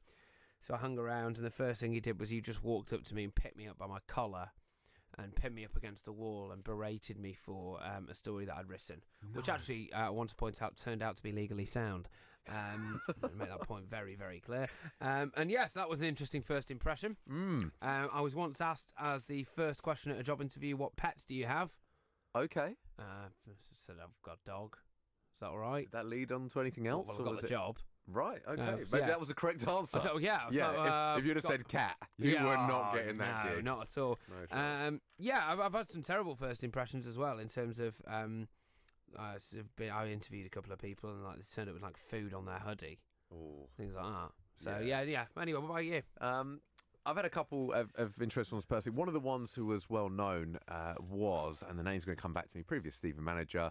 Do you know what? You are joking. You know who I mean? No, I don't know who you mean. Do you not? Okay, well, he would literally... Your manager? No. This is it. No, this wasn't... No, the one that was classic... Graham Wesley. It was a classic one where he would literally sit, you'd be chatting away, and suddenly he'd be like, let's fight. What? And players would be like, what? And he'd be like, oh, come on, let's wrestle. And they'd be like, what are you talking about? Another one was arm wrestling. You'd literally be chatting away, but let's have an arm wrestle right now, me and you. Wow. Which I think is brilliant. I like that. The thing is, certain players absolutely loved it. You can dodge a wrench. You can dodge a ball. Personally, I've necessary? Is it necessary for me to drink my own urine every day? No, but I do it because it's sterile and I like the taste. It's one of my favourite films. Who have I had? Gianluca Vialli. Interesting first impression. Where I was called into his office and he was sat there naked. Totally naked? Totally naked, yeah. Why? Why was he? He just had a shower and I think he was getting a bit of work done. Did he raise it at all? Did he say this is why he's naked? Straight face. I think he, I can't remember what it was. I was going to train with the first team, so he just wanted to inform me of that fact. I was only young at the time, so I was like, okay, sweet. To be honest with you, mate, it sounds a bit dodgy. Cheers, Gianluca. How old were you? Anyway, How another old one. Were you? No, I was old enough. How old were I you? was like 20, 19. Okay, yeah, okay. Brendan Rodgers. First ever time that I met him, went into his office and he offered me a new contract. Great first impression. Wow. Probably my favourite. Yeah, told me that I was going to be his number 2, that I wasn't going to play. Saw me as a Carlo Cudicini type, which I love. I love that, given that I was such a big Carlo Cudicini fan. So he's like, you're not going to play, you're a Carlo Cudicini type, I see you as a good backup, and here's a new contract. Brilliant first impression. Wow. We also have Graham Taylor. The late, great Graham Taylor. He... contract negotiation was pretty much the first time I spoke to him because I was only a kid at the time, and he spoke for 2 hours. Me and my dad, when I met him, my dad had 3 sheets of A4 paper with all these points about how I was going to negotiate a much better contract than they'd offered me. My dad sat there in silence, in awe of him, for 2 hours. He just spoke. At the very end, he kind of cut himself off mid-sentence, looked at the figures, crossed them out, wrote some new ones and said, take it or leave it. Really? And that was it, yeah. Was I signed it there and then. I mean, it was fine. It was what it was. It was the arguments my dad had put forward. We didn't say a single one. So that was the moment I sacked him. Were you in the car on the way home? Well, do you know what? My dad's a very successful businessman, so he was there, pinstripe suit, thought he was the big man going in to see Graham Taylor, and he just crumbled. Absolutely crumbled. So it was quite a quiet journey home. Was it really? Yeah, did he know? Did he ever raise it with you? No, sorry about that. Years later, we talked about it, because it was a bit awkward at the time because it was like, Dad, you didn't say a word. You're meant to be my agent in there. Oh, no. Absolutely silent. No, I've had some good ones, to be fair. I'm trying to think of other managers. Uwe Rosler was very funny when he first came in. Mark Warburton. Do you know what? They've all got a different style. And I think the first meeting, and you talk about first impressions, they are so important. Yeah. And so for these managers coming in, especially when you want to have a stamp your authority on a squad. Malky Mackay had a classic one, which would always be, we'd be sat there ready for a team meeting. No one would know where Malky is. No one would have seen Malky. And he would always burst through the door and hit the ground running, say something straight away and start talking. Didn't introduce himself, didn't ask how anyone was. He just burst in and would talk. And it was kind of a way of, I suppose, marking his authority. Yeah. There's another way of marking your authority, though, isn't there? Anyway, Eddie Jones, there's some more stuff about him now, just about his upbringing, because all this is coming out now, because this guy's an absolute superstar. So he was a teacher at school, an international school, and his now wife Hiroko, who is fully Japanese, turned up at the school. She basically was just travelling, and she got a job as a teacher for a bit, and she was due to go back. And then on one of her last days in the country, Eddie Jones decided to ask her out, and she ended up staying. Wow. Yeah, it's nice, isn't it? And they've been together ever since, of course. Anyway, he uprooted her and their 2 children to Japan, took a 50% pay cut to go and become a rugby coach over there, and the rest, as they say, is history. It was a big gamble, it was a big bet, but he backed himself. And the story of, and I think this is where more insight comes about Eddie Jones and the man he is today, because a lot of people go, oh, he's got small man syndrome. He's got small man syndrome. Yeah, he has. He's definitely got small man syndrome, but it's because he's been fighting against it all his life. Like, he's saying when he was 13, he would be the smallest man on the team. And they've interviewed one of his coaches here at his former rugby club, and they just say that, like, you just see a ball go somewhere, like a load of massive guys jump on it, Eddie Jones would get involved, and he'd just run out with the ball. And it was like, the guy was like, it just happened every single time. Really? I just couldn't believe it. So fantastic, really. But and he's just spoken a bit about how he's kind of overcome the fact that he was mixed race in what was essentially white Australia back in the day. So most Australians didn't know what Japanese was. They just used to call him Chinese. And then he said when he goes to Japan, he was half Australian. In England, he's a foreigner. And it's just the whole thing, this impression of a bloke who spent his whole life fighting, really, and scrapping away and getting to where he is now. And it's just fantastic to see. That's fantastic. Well, let's hear Eddie Jones' retort to Warren Gatland's opinion Brilliant. that South Africa have a great chance of beating England. Well, guys, can you just send my best wishes to Warren and make sure he enjoys the 3rd and 4th playoff? Boom. Boom. Have that. Legend. Done. Next. I would double Eddie Jones's wages. Would you? Yeah, massively so. Yeah. Like, that guy is incredible. We're now world number 1 for the first time in 15 years, right? We're in a World Cup final. The attitude of the players, the character of the players. You know, I have never seen an English sports team in any sporting discipline look so confident lining up against something like the Hacker, going up against a world number 1, that iconic image of Owen Farrell just smirking. And you think, that wasn't an act. That was genuine. Anyone who can instill that level of mentality and skill and attitude into any English team, shut up and take my money. I'd chip in. You know what? I'd rather pay more tax for Eddie Jones rather than, like, I don't know, trains. Okay, I mean, that's quite a big statement. Hospitals. Right. Okay. Schools. I don't think you thought this one... Screw all of that. Eddie Jones gets my money. Okay, I don't think you thought this one through, Patrick, but... No, I mean it. I want you to know that. Yep, on record. Fantastic. It's there. Okay. It's there. Deal with it. I said what I said. Right. Anyone else want to chip in for Eddie Jones? 0208 70 20 558. Can't help but feel that the Have a NHS... whip round. Yeah, can't help but feel that if things do really go south Well, no, elsewhere... because if the NHS really does go bad, we'll just put Eddie Jones in charge of it. Right. And it'll be fine. He'd have sorted out Brexit by now, wouldn't he? Banged a few heads together. True. So we're just going to increase Eddie Jones's role. So as well as leading Prime the England Minister rugby... Eddie Jones. Right. It's happened, hasn't it, now? Well, I mean, put it out there. We've tried to lobby for Gareth Southgate unsuccessfully, has to be said. Thus far. I'd rather have Eddie Jones over Gareth Southgate with the best will in the world. Why? I like Gareth Southgate, but Eddie Jones would knock him spark out. Right, yeah, okay. So either or, we're happy. Either or. I mean, anyone else going to throw into the mix? The dream ticket of Eddie Jones as Prime Minister and Gareth Southgate as Chancellor or Home Secretary. That is a brighter Britain. Who else do we have in the cabinet? Any other big characters? Well, no, I'd just have Sir Alex Ferguson there overseeing. He could have the Duchy of Lancaster role, which is just to kind of oversee things, really. Yeah, Unai Emery? Unai Emery could be the Speaker. 14 minutes past 9. This is Love Sport. As a parent, you always want to protect your kids, so make sure their vaccinations are up to date. Measles and whooping cough are on the rise and can cause severe illness, but childhood vaccinations can help prevent them. Are your child's up to date? Find out more. Search online for NHS vaccinations. Get ready for Brexit on the 31st of October. This means that travelling to the EU will change. You'll need to check online if your passport is valid for travel to Europe. If you're planning on driving, you'll need to check if you have the right documents to drive. And make sure your travel insurance covers all your healthcare needs. To keep your trip on track, check what you need to do at gov.uk/Brexit. Get ready for Brexit on the 31st of October. Are you paying way too much for your energy bills? A spokesman said could help you save big money. With electricity costs continuing to rise, you could save hundreds of pounds by shopping around. Just go to aspokesmansaid.com and look for the very best value energy deals on the market. Don't waste your hard-earned cash. You could be on a much cheaper deal. Go to aspokesmansaid.com. Fighting for you, saving you money. Before you set off on a long journey, remember to check your vehicle. Are your tyres correctly inflated? And are the treads deep enough? Have you got enough fuel? Is your oil level right? Checking your vehicle doesn't take long, but can prevent a breakdown or accident and save you money. So, before you set off on a long journey, check your tyres, fuel and oil. Highways England, connecting the country. Making small changes to your lifestyle could improve your chances of staying healthier longer. Start now by taking our free How Are You quiz. Just search 1U. This is Love Sport.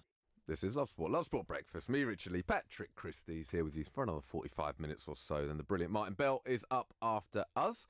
Brentford had a big win yesterday, 3-1 away at QPR. And delighted to say, who better to go with it than ex-Brentford legend, Brentford B assistant, Mr. Sammy Saunders. Morning, Saunders.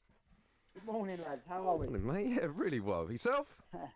I had a good night last night, yeah, so it wasn't too bad, yeah. So, did you go to the game out of interest or on TV? Yes, I went to the game and one of my golfing partners, Jason Woodford, he's like up there with the director of the QPR boys and that. So I sat there really smug with all the QPR directors grinning from ear to ear last night in the hospitality, so it was lovely. I bet you did. There was a few parts to this as well, of course, with Mark Warburton managing QPR. But you know what? It was such an impressive performance from Brentford. It's fair to say Liam Kelly in the QPR goal made plenty of saves. Could have been more. And it really seems like the pieces of the jigsaw are really fitting together now. Yeah, well, I felt like it was always going to get stronger. As always with Brentford, there was a lot of speculation about the front four. Are they staying? Are they going? Players wanting to move. Players obviously not 100% match fit because they didn't want to play in games because they didn't want to ruin their mood, which in some respects you can understand. We're talking about life-changing sums of money and stuff that they were getting offered. Everyone talks about Brentford being a selling club, but they had bids for all front four with Canos, Watkins, Saeed and Neil, and they only sold one. So and these weren't like measly offers as well. So I think that there is a perception that Brentford are a selling club, but when you look at the money that they turned down to try and build something this year, and with the boys obviously a bit unsettled at the start of pre-season, it was only going to get stronger. And you're seeing Saeed now, he's producing performances consistently now his fitness levels have got up to speed, and it's just a shame that obviously with Sergi and Nikos that are out for a significant period of time. Because you think with that front five, with the three positions there, with them interchanging and then coming out and coming back in, that's a real potent front of the side for us. And now we seem to be a bit more consistent at the back as well. Pontachamps and there leading the boys with that bit of experience. There seems to be a bit of a roll going now, and hopefully that momentum continues. We'll be up there come January, and hopefully we can strengthen up the top areas. Yeah, well, I want to ask about a few individuals. Certainly want to ask about Watkins. Naturally, I want to ask you about your goalkeeper. Reminds me of a 6-foot goalkeeper you had not so long ago. Good-looking lad, springy, makes great saves, good distribution. Ring any bells? Chesney was a bit taller than that, wasn't he? Okay, there's no need, Sons. No. It's disappointing, mate. We're live on the radio. Be nice. Yeah, all right. No, to be fair, like I say, I can see what you're saying, and he's come in and done really well. And see, Dan Bentley, we seem to have always had decent goalkeepers at the club. You look back to that Simon Moore and stuff like that. So it seems to be a trait. But now with the way that Brentford play, with the high line that they play at the back, you need someone that is quick, that is agile, that can come off his line and play with his feet. And David ticks all them boxes. So. He's come in. There's one he dropped last night, which gave me a little bit of a heart attack. Yeah. But apart from that, he was very, very solid, and he's been very good. And he's a top lad. He's come in and settled into the club immediately, and he's been really good, vocal. Yeah, ticks a lot of boxes.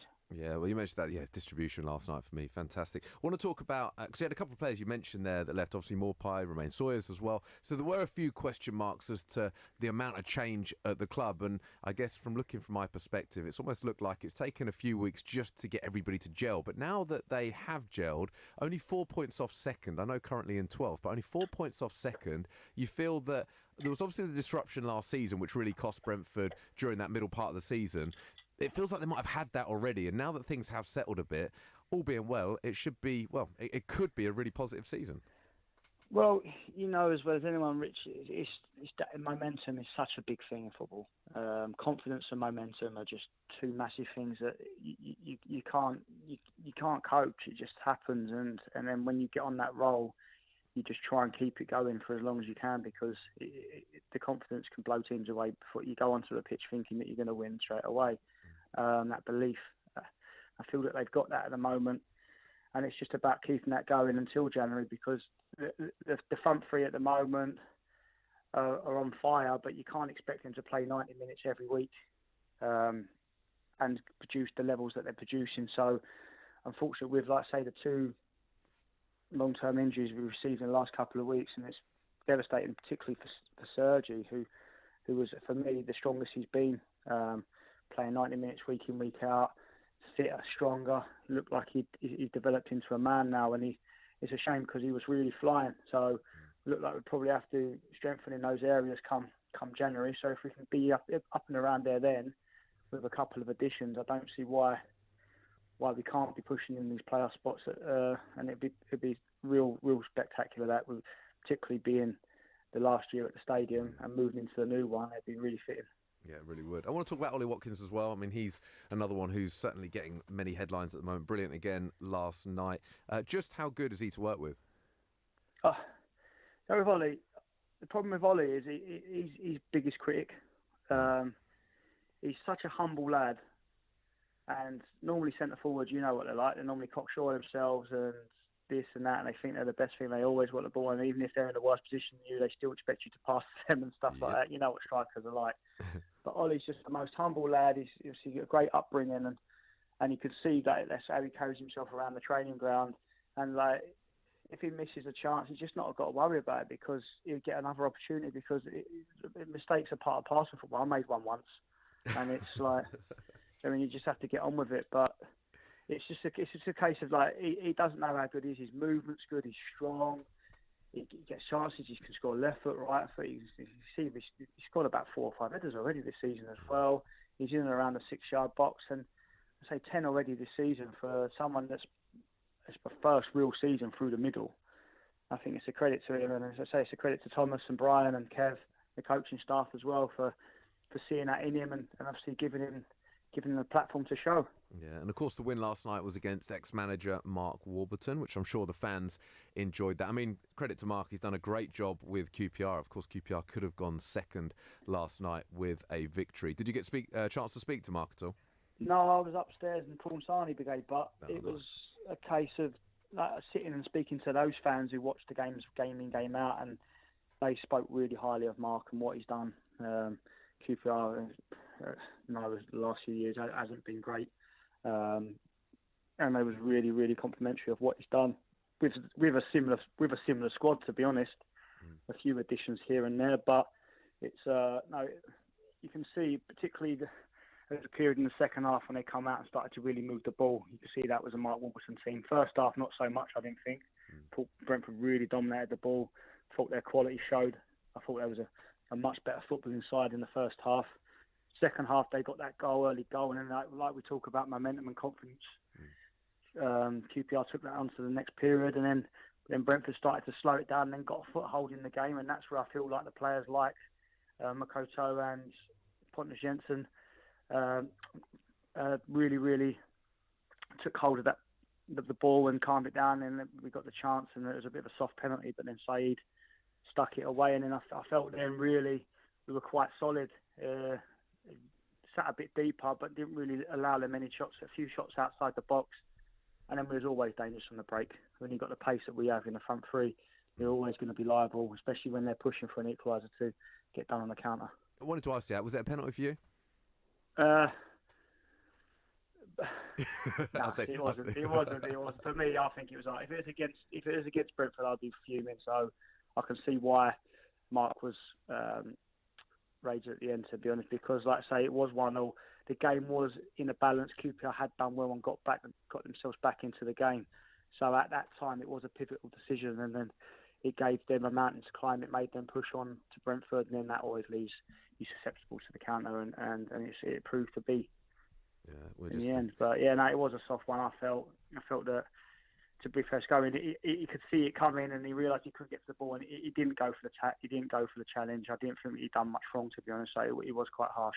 Yeah, we're just thankful VAR's not in the championship next. Championship at the moment. I did see on Twitter, obviously, you put a picture out with the 3-1, which I did enjoy. Just on yourself at the moment, you're obviously doing your work with the Brentford B. It sounds like you're going all over the world with them at the moment. Yeah, we're going. We're trying to get these boys ready for whatever standard of football they're going to get, because let's say we've got a squad of 20 and not every single one of them is going to make it into the Brentford first team. We're aware of that, but we're just trying to get them the platform first and foremost as men, to get them ready for wherever they go as human beings, and then as footballers. We had 2 boys from the B team on the bench last night, which was really pleasing. And it's just like I say, we played a cup game at Hanwell Town on Saturday in the rain. It was 2-0 down after 10 minutes. It was rainy, boggy pitch. Really felt like a first round FA Cup draw away from home, but it felt like that kind of scenario. The boys battled back, playing some good stuff, and we managed to go through on penalties. So it was really good. The players were leaving the tackles on them. Just a really good learning curve. And then we play like a Reading on a Wednesday night at Griffin Park, which is a completely different test. And then we're going to La Manga next week, and we're playing a couple of Spanish teams. So we're really giving them different kinds of footballing experiences and life lessons, really, for if they want to be a professional, these different circumstances they're going to face. And yeah, it's really enjoyable for me, as obviously my first year out of playing, to be going and visit these different countries, seeing how different teams play. It's good for my education as well as now being a young coach. So it's really beneficial, and I think the boys enjoy it. It keeps you fresh. No, we're not in a league. We're in 3 cup competitions, but we're not in any leagues. So when we try and make them as competitive as possible, and really give the boys a test. Fantastic. Saunders, appreciate you coming on. No problem, lads. Great stuff. Sam Saunders there, Brentford B assistant, Brentford legend, talking about the win last night. Of course, 3-1 away to QPR. A pleasing night for the Brentford faithful. Yes, absolutely. It's a good result against Mark Wolves. It's a great result. Do you know, Wolves wasn't happy, and naturally, I mean, we've seen the replays a lot this morning. Never ever has it been a penalty. Which it's. I mean, this is again the whole VAR thing, where the positive of VAR. Suddenly, that game at 1-1, hanging in the balance. QPR having arguably their best spell of the game. Brentford get that penalty, and in the end, the third goal is only because QPR are pushing to try and get the equaliser. So, that flattered Brentford in the end. But 1-1, it was such a tight game, and really, it was decided by a poor decision. Yeah, well, exactly. But so was the selection process for the people presenting this show. Wow. 29 minutes past 9. Love sport. You're in leakage, you're in leakage. You're in leakage, you're in leakage. You're in leakage. You're in leakage, you're in leakage. Tenna men. Cage. Pants and pads. You're discreet. Masculine. You're right. Secure absorption zone. Buy online or in shops. You're in. Tenna men. Keep control. Urine? No. Don't get caught out in the great energy price hike as large firms look to charge you more. If you want to save money on your energy bills, it's not too late to see what's on the market. With rising gas and electricity bills, don't get caught out wasting your money on expensive tariffs. A Spokesman Said will show you the very best value deals available. Check out aspokesmansaid.com and you could be using your savings to put towards a well-earned holiday. With aspokesmansaid.com. Fighting for you, saving you money. If you see somebody showing any of the signs of a stroke, you don't have to think about it, you just dial 999. Use the FAST test. F. Face. Has their face fallen on one side? Can they smile? A. Arms. Can they raise both arms and keep them there? S. Speech. Is their speech slurred? T. Time. Time to call 999 if you see any one of these signs. Act fast, make the call, dial 999. Brilliant, I've finally quit. I can keep up with my kids now. I feel like I've got my life back. It's an amazing feeling when you stop smoking. Experience it for yourself with help from Smoke Free. Our range of free support can help you quit for good. From our app to emails, face-to-face and online communities. Search Smoke Free, because there's only one you. When your kids are ill, you just want to help them feel better. But you don't always need antibiotics. Get advice from your local pharmacy or search NHS Choices. Love sport. Love Sport Breakfast, me, Richard Lee, Patrick Christys. You're still there? I'm just about. Yeah. Just about. I mean, I've taken a few punches today. Taking a few blows. A few blows. Talking to that, here he is! Kieran Wellington. Kieran Wellington. Lovely segue. Thank you. Do you know what? I'll take it. What do you bring us this morning, Kieran? Joy. He brings us a winning personality, a $1 million smile. It is quite the smile. Thank you so much. That's can we just make this a section about me? Just a loving. We can just give compliments to I'm Kieran. fine with that. Is that all right? You're worthy of your own section. Yeah. Thank you. I love the sweater. Yeah. It's me winter fleece. Anyway, England, obviously, all in the news. In the news a lot. As we're just going to be talking rugby for this week. Yeah. I can't wait because this is the best squad I've ever seen in terms of rugby, and they're going to get a proper parade, Patrick. You'll be glad to know because you've mentioned the Oval to a few of our rugby guests. We weren't happy with the cricket, were we? In the last few days. It's a shocker that. Yeah. You win a World Cup and you just don't celebrate it. Yeah. So, pathetic. Do you want to know the deets? Oh, 100%, mate. Okay, so a victory parade is set to be held in London next week if England triumph. Talks have been taking place between the Mayor of London's office and the RFU, and Tuesday has been penciled in as the most likely day for the event. Outside broadcast for Love Sport Breakfast. Yes. I'm in. I tell you what, let's do that. We should do that. Definitely. Let's go and report live from within Trafalgar Square's pond. Yep. Yeah, definitely. Sadiq Khan is supportive of the plan, and it is likely that the parade would go through central London and finish at Trafalgar Square, similar to the event held in 2003 when England won their first World Cup. A source close to the Mayor told The Times, "We have held preliminary discussions. They're seriously considering having an event if England do win the Rugby World Cup, and that is something the Mayor would strongly support." Brilliant. Well, Seriously consider it. Some say we can't. I say we can't. No, right, hang on a minute, right? Sadiq Khan is fine for 1 million people, wasn't 1 million people, you lying toe rugs, to march through London for a people's vote. He's fine for us to have things like eco-warriors bring this capital city to a standstill for 2 weeks. And you're telling me they're only seriously considering having a parade if we win a ruddy World Cup? Come off it. We don't even need to walk. You know what? Screw it. I will say right now, regardless of whether or not Sadiq Khan okays a parade, he didn't mind, did he, when we had people bringing this capital city to a standstill? Couldn't give a toss, right? Let's just do it. Let's just do the parade. Simple. Screw you, Sadiq. There you go. I mean, it's pretty damning, isn't it? There you go. Sadiq can't. There he is. Boom, Yeah. thanks. Well done, Trafalgar Square is one of the sites that is controlled by the GLA. Do you know what that is, Rich? GLA. No, go on. The Greater London Authority. Okay. Which would make it easier in terms of the planning, apparently. Okay. When England won in Australia 16 years ago, the players were straight from the airport to the victory parade on the Monday morning. So they've just been on like a 24-hour flight. That's the best way to do it. It's the best way to do it. Straight on the open-top bus. Only 48 hours after the final. If England win in Japan at the weekend, then they're likely to have an extra 24 hours to prepare for taking part in the parade. So they'll be happy. I mean, with that, if we win the final, they think, okay, I can just get my hangover out the way first, and then properly get back on it for the parade. Well, I don't know. I actually agree with that. I think you just crack on and get it done. I think. Yeah. Just ride the crest of the wave. Fair enough. Do you want to estimate how many people turned up in 2003 for Sir Clive Woodward's squad? I reckon 1 million. Patrick? Oh, 500,000. Quarter of a million? Sorry, 750,000. Oh, so you were you were in the middle. Yeah, you were good in work. the middle. So well done. I like to take an average of you two. Sometimes that is where the true line falls. You know. Could you imagine? It's like if you were to create a human being, the best bits of both of us. Could you imagine a human being the worst bits of both of us? Oh, man. Wow. Man. I should not inhabit this earth. Obnoxious. Just me from the waist Loud.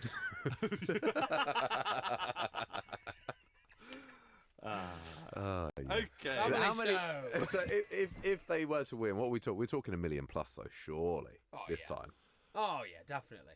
Like, we're going to be there. Well, with population growth in recent years, of course. I mean, it's as simple as that. Our population grows by about 500,000 a year, right? So if you factor that in since 2003, when we had 750,000 people, right now, I reckon you're up to what? Is that about 3.5 mil? So we're just talking basic inflation. We're going to turn this into a geeky math show. Given the population was 50 million back then, it's now 67 million. Just the sheer ratio also, suggests that we're going to be at 1 million. Because in the run-up to the England getting to the semi-final of the Football World Cup, we were far too ashamed to hoist a St George's flag above Downing Street, just in case it made people think that for once, actually, our government might have given a toss about this country. Right? So where is this? Where are the calls for this now? Get the St George's flag up, people. Patrick Christys. Roll, Britain. Oh, why did I know that was coming? Every day. There hasn't been a day that we've done this show that you haven't sung that at least once. Yeah. I know. It's going to happen again. Kieran.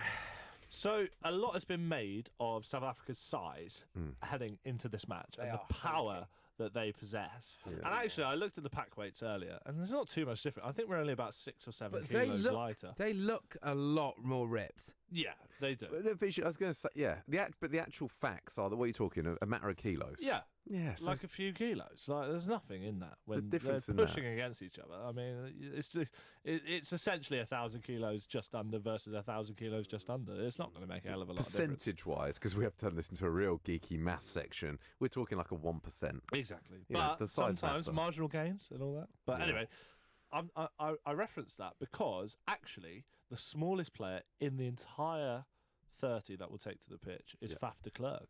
And he is their main weapon, South Africa. Yeah, he's supposed to be... Why are you laughing?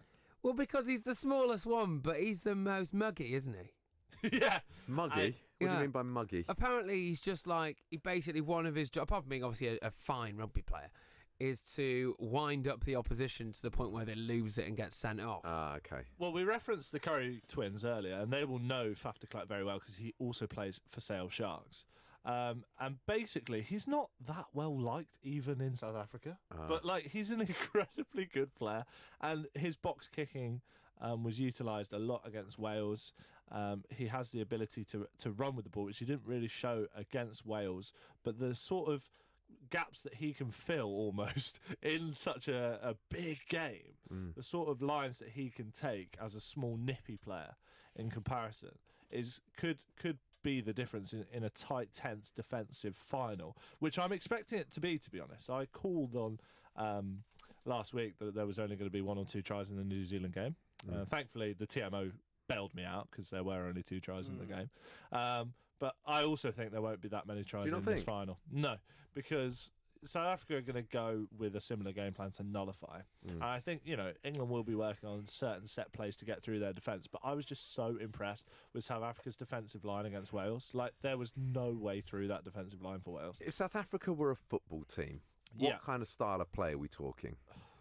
It's harsh, this. It's harsh because South Africa were the number, I think, 8 team in the world, heading into this 12-month period before the World Cup. Wow. And now Rassie Erasmus has got them to a World Cup final.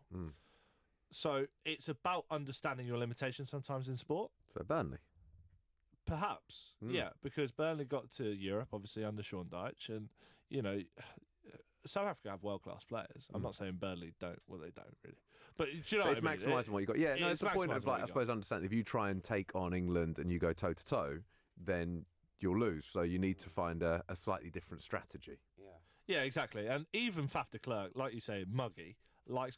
Ben Youngs, he's a busy number 9. That means, he's a pest. He likes confrontation. And it was quite funny. There was an incident in the Wales semi-final where he squared up to 2 massive second rowers.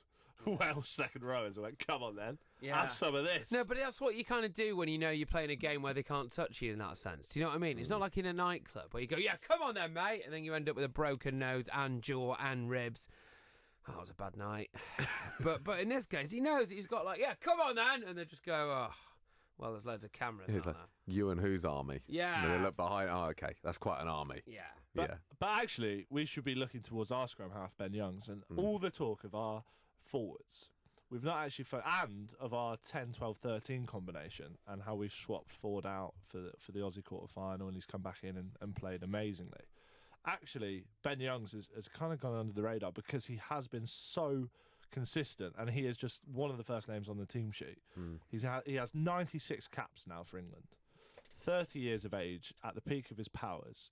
And if you compare his stats in this World Cup directly to Faf de Klerk's, he comes out on top in most areas. So in terms of the metres that he's made, he's made 85 in comparison to de Klerk's 76. 5 clean breaks from Youngs, 3 for de Klerk. 8 defenders beaten for Youngs, 3 to de Klerk. Like, attacking wise, he's better. Turnovers 1. Faf de Klerk's 1 more, 2-1, but conceded. Faf de Klerk's conceded 9 to Ben Youngs 4, and de Klerk's conceded 2 penalties, and Young's been flawless in that area. So it's going to be interesting to see in terms of the scrum half battle. The quick ball that England have been able to utilise in this World Cup has largely been down to the way Ben Youngs can read the match, and he's been superb. And I'd like to see him come out on top again against the muggy de Klerk. He looks a little bit like David Warner. He does. With longer hair. With longer hair. It's David Warner with longer hair.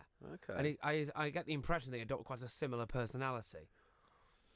Possibly, yeah. I mean, Stuart Broad would love a go at Faf de Klerk as much as David Warner, I think, to be honest. Yeah.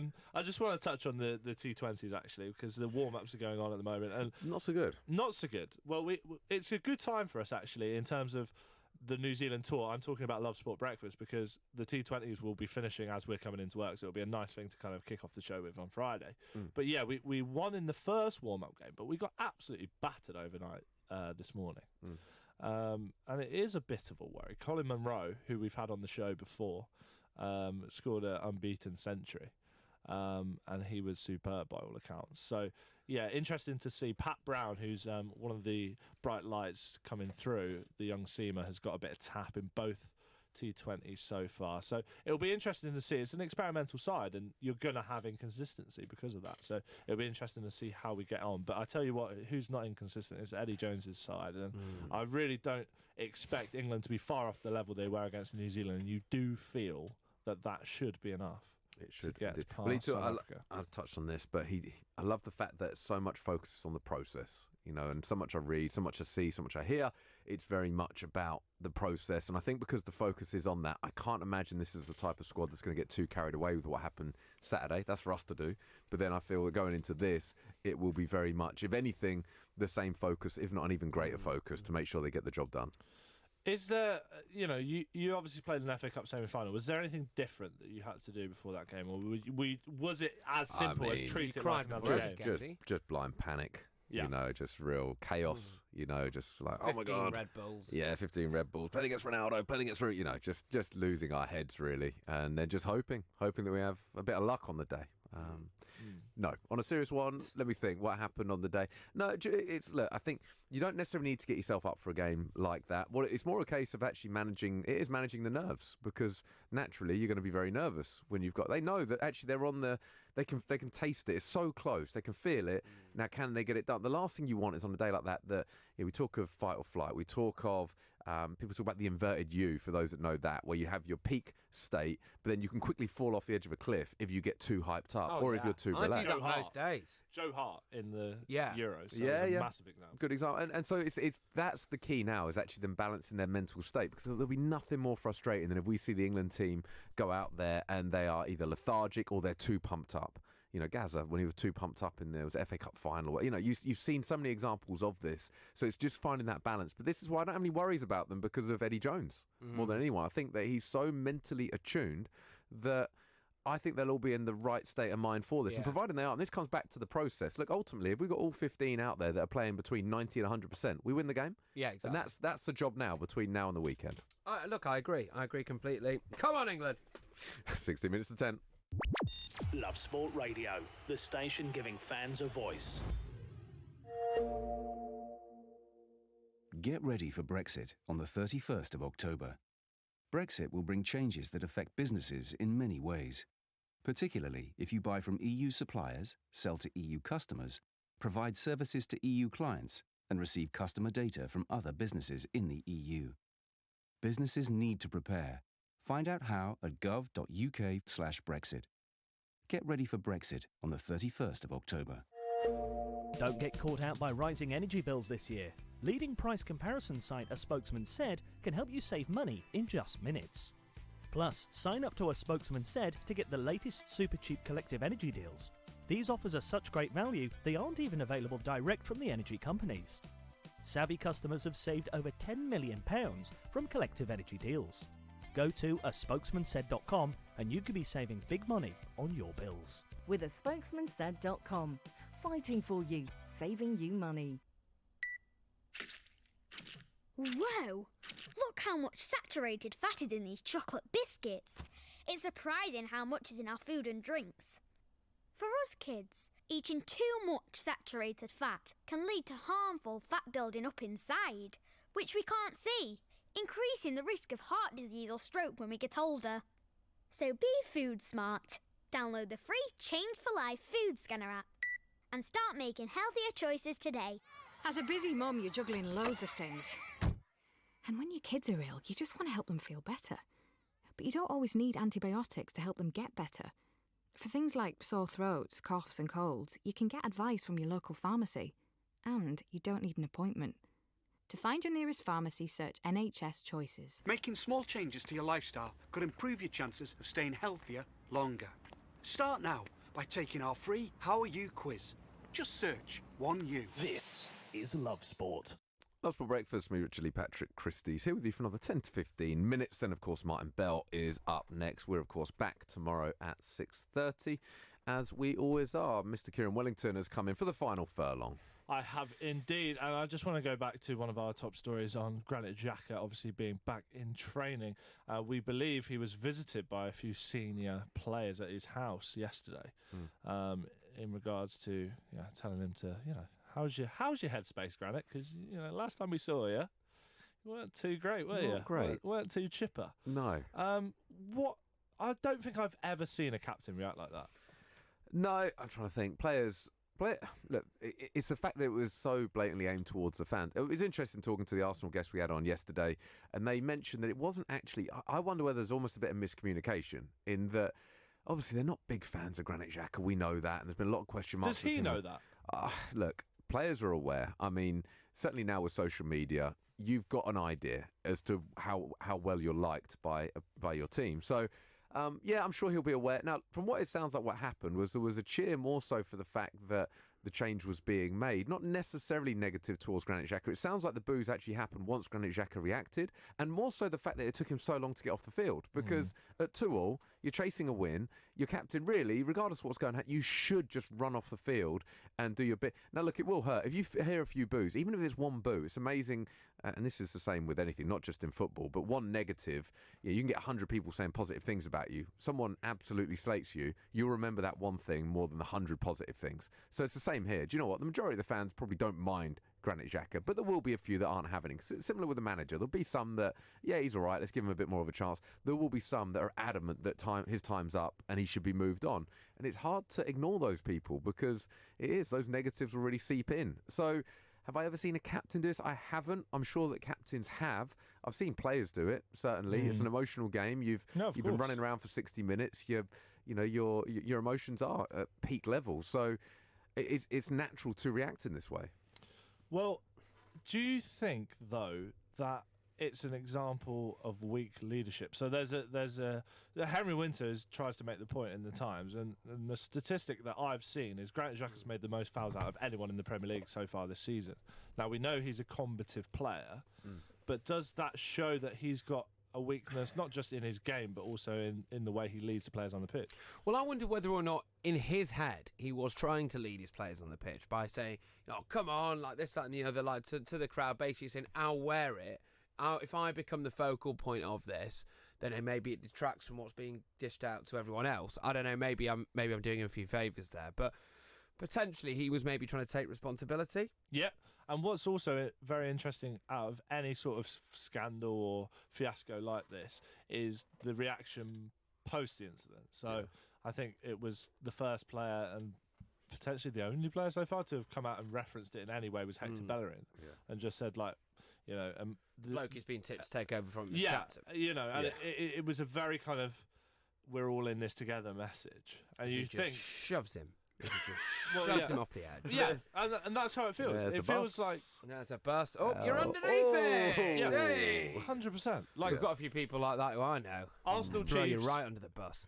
Arsenal Chiefs are meant to be meeting with Xhaka at some point this week. I'm sure this will rumble on, especially with Arsenal playing tomorrow. It'll be interesting to see if Xhaka plays, if he's left out of the squad altogether. I think a lot will be made of it. Interestingly, there hasn't been an apology from Granit Xhaka yet, has there? And that's, I don't know. I thought he needed to react quickly. I thought something needed to happen yesterday. Look, regardless of whatever his stance is, it might not necessarily be an apology. It might be that he comes out and says, actually, look, I've had enough of this. I'm off. Like, I don't know. I just felt like there needed to be some... The fact that Hector Bellerin's come out and done something doesn't do Granit Xhaka any favours. Yeah, absolutely. But how much of this really is Unai Emery's fault? You know, you devolve the responsibility of picking a captain to a load of players, you turn it into a popularity contest, and Martin Keown in the paper today said that's not leadership. Just because somebody is maybe the most popular person does not make them the best leader. And now it looks as though he's devolving his responsibility to deal with this again by essentially passing it to the board and passing it to the players. Like, at what point does Unai Emery have to go, well, fundamentally it was my decision to make him captain quite late into a season, and then now I have to mop this up? Yeah, and I think actually it's an example of the clash of cultures a little bit and how it can work against you. I think Emery, probably that kind of consensus by popular opinion worked in Spain and probably gave Sevilla a real kind of mentality there that it was us against them, and it worked because they were all in it together. But I think Arsenal feels fractured a little bit just in terms of the board. There's obviously been a shift in power since Wenger was there, and Wenger was the club, whereas now Kroenke has wanted it to be a bit more of a kind of hierarchy there with the off-field stuff. So you do feel that there is just a mixed message going through the club, running down to the fans. Yeah, well, this comes back, you used the word a couple of times, leadership, and I guess that's why many are calling for someone new. Do you know, we're probably a little bit mean from time to time when we hear the interviews from Unai Emery. And a little bit. A little bit. I mean, I'm going to shift this on to Patrick because, you know, of course I don't make fun at all. But there is a point to this that he does struggle with English. Now, look, his English is a lot better than my Spanish, so you can't give him too much stick for it. But it doesn't feel like his English has improved that much over the last year. No, it hasn't. You know, we're listening to interviews now and they're still difficult to make out. So, of course, one of the biggest things as a manager is communication. If you've got a manager that's a good communicator, then... I'm just going to float a theory here. Go on. So my girlfriend, teacher, she had a kid in her class that she thought was completely non-verbal. Yeah. Right? They thought that for years. So they thought they'd gone to massive lengths to cater for the non-verbal kid at the back of the class. Parents' evening rocks up. Oh, sorry, but your son's not really taking that well to work. His exam results have been down. His mum turns to him and goes, oh, why is that? And he goes, well, Mother, I do find the work rather challenging. And it turns out he can speak fine. He's just been pretending not to. And I wonder whether or not there's something in this with Unai Emery. Like this lad who's pretending to be non-verbal, who goes home, just reads some of Dostoevsky's latest work and listens to a bit of Mozart on the gramophone while swilling a lovely bottle of Chateauneuf de Pape. Maybe Unai Emery's the same thing. He goes backstage, he goes behind the curtain, like, all right then, boys, all right, guys, how's it going? Yeah. So the worse it gets, the more Spanish he gets. Yeah, exactly. Which is actually the perfect foil. Yeah. Because then he's being questioned about things. He can pretend he doesn't understand. I'm telling you, mate, he's got more Spanish. Hasn't he got more Spanish? He's got more Spanish. More Spanish. He has, and I don't know, I feel wrong kind of using this as but it's communication. Go back to it, the best managers are the best communicators. Look at Jurgen Klopp, it's not necessarily what you say, it's your body language. It's Jurgen Klopp after games, embracing his players. Like, playing for Jurgen Klopp must feel incredible. Playing for Pep Guardiola must feel incredible because you know that he'll give you a bit of stick when you need it, and he'll give you a kick when you need it, but you know if you do well for him, is it Pavlov's theory? Yeah. It's kind of that, isn't it? Where then you've got so much love when you do well. I reckon You'll it's feel like that. Viagra. I reckon it is, probably. I reckon it's a real, like, Where are we real going? punch. No, do you know what I mean? I reckon it's like it's like playing for Pep Guardiola Yeah, versus playing for Unai Emery. It's I a reckon, heightened sense. yeah. But this is one's where a Red Bull and one's just a bang average cup of espresso. So this is it, where Unai Emery is quite aloof. Now, by the way, there are aloof managers that have been successful, but this is when it's a situation like this and you do need to get the players on side and there are issues that need to be sorted, I then wonder whether it's a bit more difficult for a manager who is a little bit aloof to actually get it sorted. Whereas a Klopp, a Guardiola, it's going to be a very different relationship that he would have had with a Granit Xhaka. Yeah, absolutely. But I think David Ornstein from The Athletic said yesterday, or tweeted yesterday, that the Arsenal board are willing to give Emery till the end of the season to sort this out. Arsenal aren't a hiring and firing club. No. Obviously, Man United kind of have shifted away from that a little bit and have become sort of a more transient club. And you feel like, do Arsenal need a few more seasons in the wilderness? And it was interesting that Dave Seeger said we're ready to compete, with their players. Do I agree with that? I don't think I do. I think this is where there's a bit of a disconnect as well, because Man United fans have got the same thing at the moment, where it's still, as a Manchester United fan, you still expect your club to be up there. But at some point, there comes that moment of reality when you look at it and you're like, actually, we're not that good. But if you lose that expectation, then you're never going to get it back. So, Liverpool spent a very long time in the wilderness. Yeah. Liverpool were terrible. Well, for a little bit. Spurs under Pochettino, and even before Pochettino, I think it was 6 of the last 7 seasons they finished above Liverpool before Klopp's last couple of seasons. So, it's crazy, really, to consider how we're talking about Spurs and Liverpool and City are so far ahead of the rest. Yeah. Like, Liverpool had a decade almost of rebuilding. And in fact, it's longer than that, really, because they haven't won the Premier League since its inception. I suppose this is the point as well, is you actually look at how long it can take. Look, you might go and have a season where you're very, very good, but actually to build that solid infrastructure, it can take 10 years at times to actually do everything that's needed. And it's a horrible thought for Man United and Arsenal, but it might take 10 years. Yeah, I think it's bigger than the players. It's bigger than the managers of both clubs. Solskjaer and Emery are getting a lot of stick. It's bigger than them. Yeah. There's so much more that Arsenal and United need to sort out. Exactly right. Indeed. And on that note, that powerful note... real good! Our job for the day is done. We have righted those wrongs. How do you feel, Patrick? I feel stimulated. I feel like I've just had a big shot of Jurgen Klopp. There you go. Thank you, Patrick. Thank you, Kieran. Do stay tuned. Martin Bell is coming up next. It's 3 minutes to 10. This is Love Sport. Get ready for Brexit on the 31st of October. Find out what you need to do